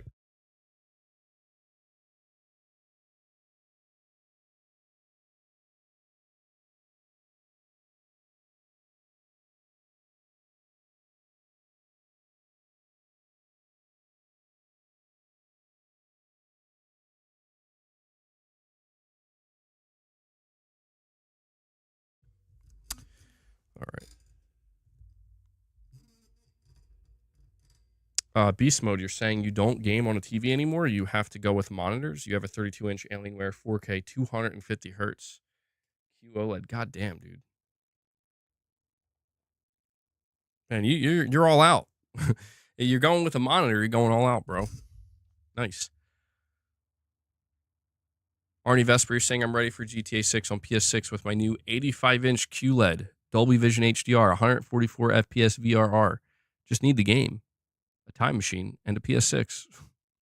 Bro's out here preparing for the PS6 version of GTA 6. That's crazy. OK says, my hot take for GTA 6, it has all-time record-breaking initial sales, but they drop off much quicker than expected, and it has nowhere near the long tail of sales of GTA 5. Interesting. I wonder what would happen to make that a reality. Like, what would change, or what would have changed between GTA 5 and 6 to make it drop off in sales like that?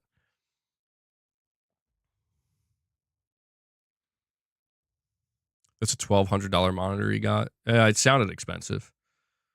Had to, bro. I wanted to take full advantage of that PS5 Pro and PC. My Series X is just a dust collector. Well, I mean, yeah, you're paying $1,200 for a monitor. I imagine that's going to be taking full advantage of anything you're playing or you're putting on it. Definitely don't get an 8K TV because nothing has adopted it yet. Yeah, I don't know. I don't know what's going on with 8K. I mean, I know that there are some games on the Pro that actually run at 8K, like GT 7 and the Callisto Protocol. But I mean, I don't know. I mean, I think 4K is more than good enough. I think it's perfectly fine. I did see people talking about how, like, if you if you if you're playing an 8 like a native 8K resolution game, I don't know if it has to be native, but you're just playing an 8K resolution game on a 4K TV, it can like downsample it and still make it look even better than 4K. I guess there's truth to that, but even then, it's like, is that really where we want the resources to go? You're glad I don't fall for the 8K marketing. You know what's ironic is the PS5 when it first came out had 8K on the box, but like only one game actually had an output of 8K resolution, and everybody's like, why? Like, why is 8K on the box? Meanwhile, the PS5 Pro comes out. It actually has multiple AAA games that can output at 8K, and they don't even have it on there. At least I don't think they have it on the box, but they're certainly not marketing it. Fred, you're saying, don't get me wrong, some things look amazing on it, but I think they should offer a 6K option. Interesting, a 6K option. 6K. What I mean, I'm like trying to think. What is the difference between 6K and 8K? Like in terms of like side by side comparisons, are you really going to be able to see those differences? I question this. I do question it. Millions of pixels. I mean, I know it's millions of pixels, but I mean, in like, I'm talking about the difference in terms of like you're just looking at it in front of you. Like how noticeable is it just to the naked eye, right? I mean, I know that like if you're looking at 1080p versus 4K, I mean that's a massive difference that you're going to see. But you think about like 1440p to 4K, you can still see the difference. But I think like after 4K, you know, the diminishing returns I think are definitely there. At 5 feet away, you would need an 83-inch television or larger. Depends on the board to latency and board LED versus OLED most likely.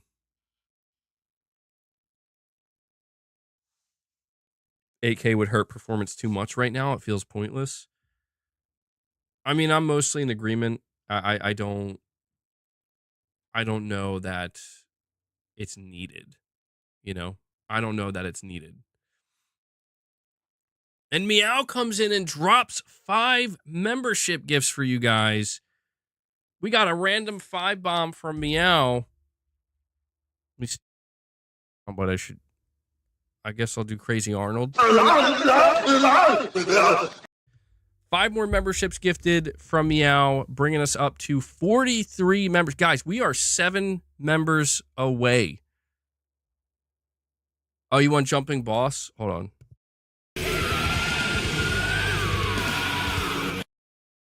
I don't know why like half the screen is black there.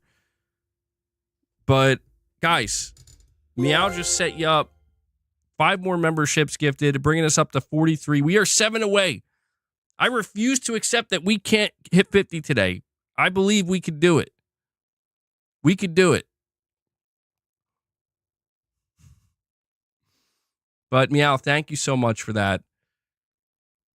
Are you playing at 500% Zoom like Digital Foundry? I thought that's how everybody played.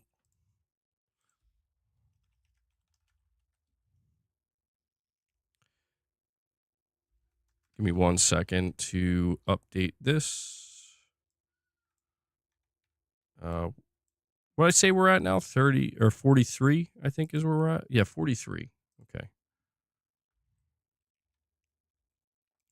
Yeah, appreciate all the support you guys have been showing today.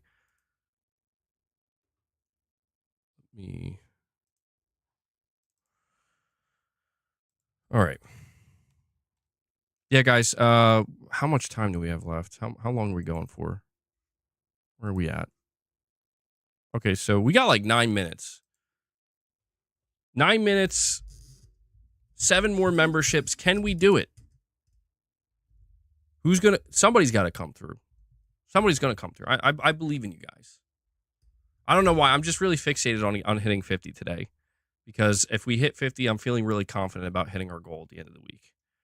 It's okay. I mean, at the end of the day, it's okay if we don't. You guys have shown great support today. The only difference you notice at 8K is you have to squint to read the writing while wearing glasses. Wait, you're saying that's at 8K?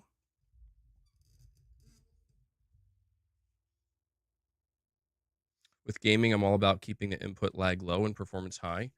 In my living room at a distance, I don't notice much of a difference between 1440p and 4K even.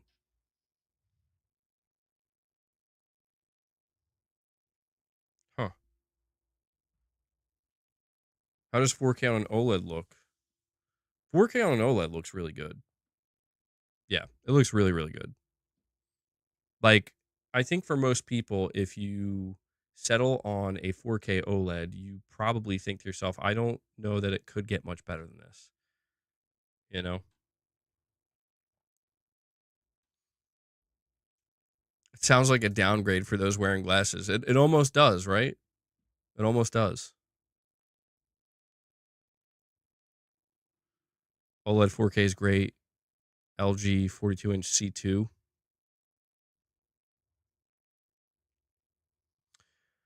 Well, I mean, it's interesting. It's Beast Mode was talking about playing on a monitor. And I mean, you can. One of the things I noticed is that when you're on a monitor, right, you just naturally tend to sit much closer. I mean, granted, monitors are like smaller, but these days people are buying monitors that are like the size of TVs, except you're sitting like way closer. And I don't know, man. I feel like if I'm going to use a monitor, I don't know that I could use a really large one, right? Like I feel like I need something that's going to feel more appropriate if I'm sitting like 12 to 18 inches away. Like if my head is that far away from the screen,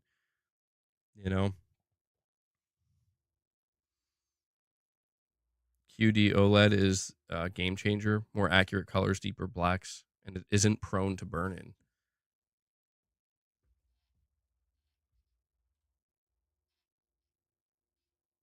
Yeah, I think I heard like with OLED, like burn-in isn't really a problem anymore. It used to be more of a problem, I think, but not really anymore. Dillo, you're saying you play on a monitor, it's 27 inches, you play from like 3 to 4 feet away. 3 to 4 feet, 27. That's interesting. I mean, with a 27-inch monitor, I would imagine you would sit a little bit closer than that.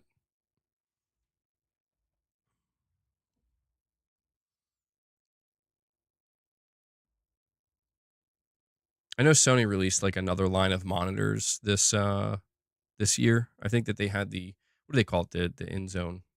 They had the in zone monitors. I saw that they released a OLED, I think, monitor for the first time. It's like very expensive though. Yeah, I think it's like $1,100, $1,200 monitor, something like that. A2, you're saying you wish the in zone OLED was 4K, close to perfect. Yeah, I saw that. The the in zone OLED monitor didn't offer 4K. I think it was like a 1440p or something. I wonder why that is. Like, why not just offer 4K at that point? I mean, I guess like for PC players, sometimes they're they're not trying to look for 4K. It's like, more about the performance and the input lag, like said a bit ago. Gaming monitor, higher refresh. The non OLED was 4K. Maybe it was due to pricing. Maybe they felt like they had to keep it at that to, not make it even more expensive. You wish you could play PS5 games on your old 13-inch CRT? Kenneth, why would you wish for that, bro? Why would you want to do that?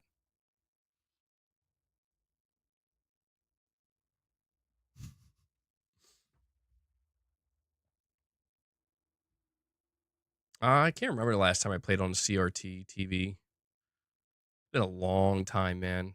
But it's funny though, because like that's all I played growing up. I mean, like half of my gaming life was spent playing on CRTs. That's torture. I mean, you do have to wonder. You do have to wonder, like, how you have to wonder, like, how some of these games end up looking and translating on those screens. Probably not good, dude. So, like, something's going wrong because they're not developed with those type of screens in mind. Any screen under 83 inches is too small for gaming. Oh, damn. You think so? Someone actually did use a CRT to play Elden Ring. What was that like, bro? That sounds like a nightmarish experience. I'm not gonna lie. It's funny to imagine though, like showing somebody Elden Ring on a screen like that in like the early 2000s or whatever. Like, here you go. Dark Cloud, you're saying your next gaming monitor is going to be an OLED. PlayStation demands and deserves only the best. They demand it. Green Ninja, you're saying 55-inch TV feels like the perfect size? Yeah, 80's crazy, bro. I mean, that sounds awesome, but I don't know what that would be like. I don't think I've ever played a game on a screen 80 inches or larger. It does sound sick though. But the thing about that is I feel like you have to sit so far away.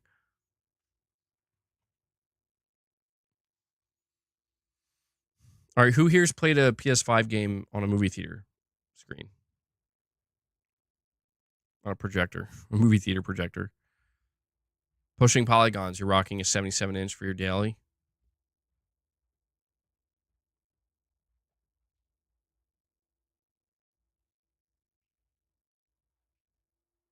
You have to sit far, if not, your neck is done. Yeah, bro, you're gonna be like,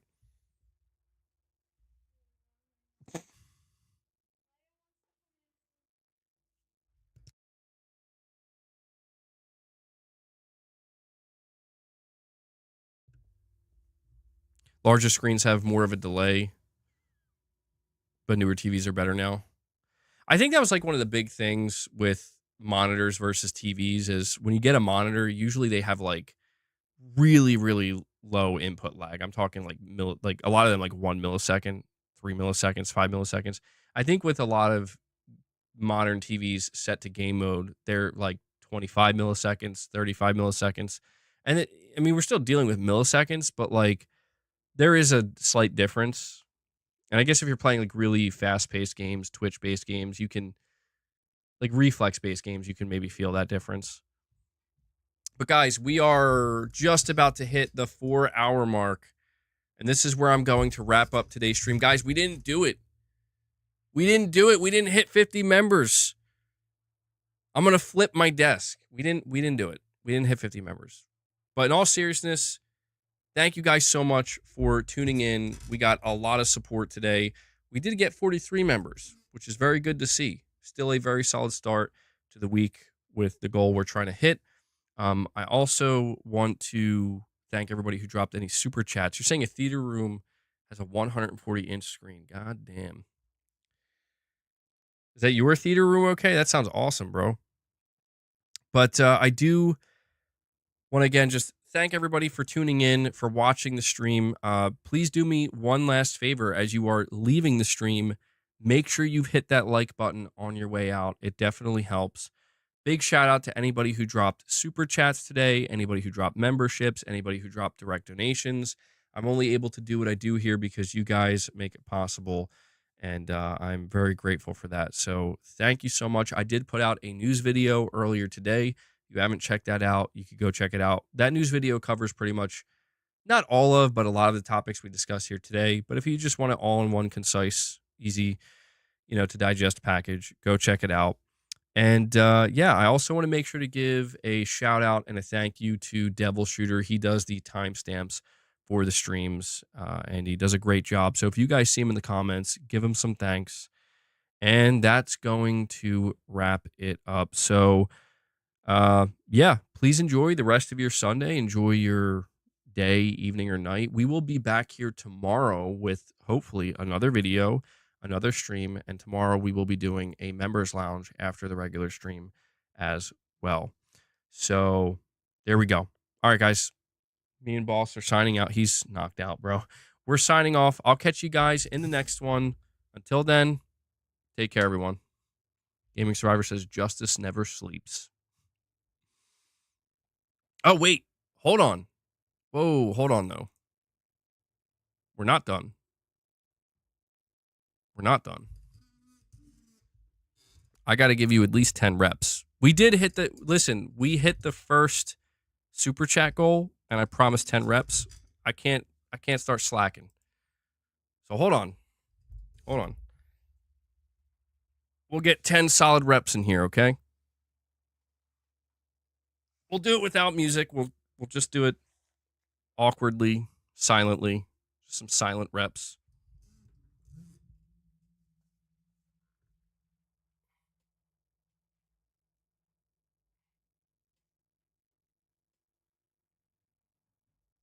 Fred! Fred drops the 5-bomb! He did it! He waited till literally the stream ended. Fred with the 5-bomb, bro!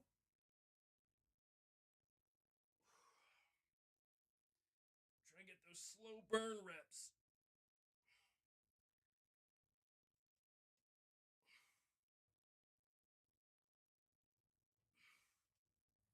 W's in the chat for Fred. He's coming in at the 12th hour.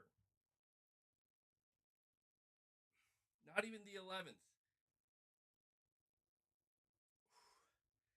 And he drops another single. You can't hear me? Can you guys not hear me at all? I'm like screaming. Can you really not hear me? I sound that far away. Bro, my mic was like right over here. And I'm screaming. Let me try that again. Fred Vance, bro. Fred, you waited until literally the 12th hour. Guys, and he does it. Fred did it, bro. He got us to 50. He got us to 50. I need some W's in the chat for Fred. He's coming in clutch. Fred must have been on a slight delay. Because at the rate things were going, if I didn't do those reps, I think he would have been dropping those membership gifts once the stream was ended. But yeah, Fred, thank you so much for that, bro. That brings us to 50. And I owe you guys 5 more. He says, for the community. Well, I very much appreciate that, Fred. Just give me a moment here before we wrap this up. And Dark Cloud comes in and drops a single. See, Fred, you've inspired a little member train here at the very end of the stream. Dark Cloud, thank you so much. I got to give both of you a holy shit. Holy shit. Good stuff. Yeah, guys, we'll be doing a members lounge tomorrow. We're going to have members content all throughout the week. So please look forward to that. And I'm going to try to give you 5 more that I owe you. Hold on.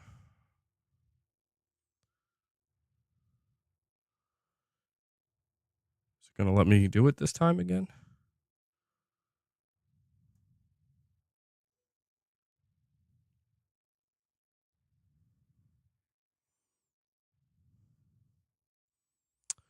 Hold on, guys. It's giving me a problem again.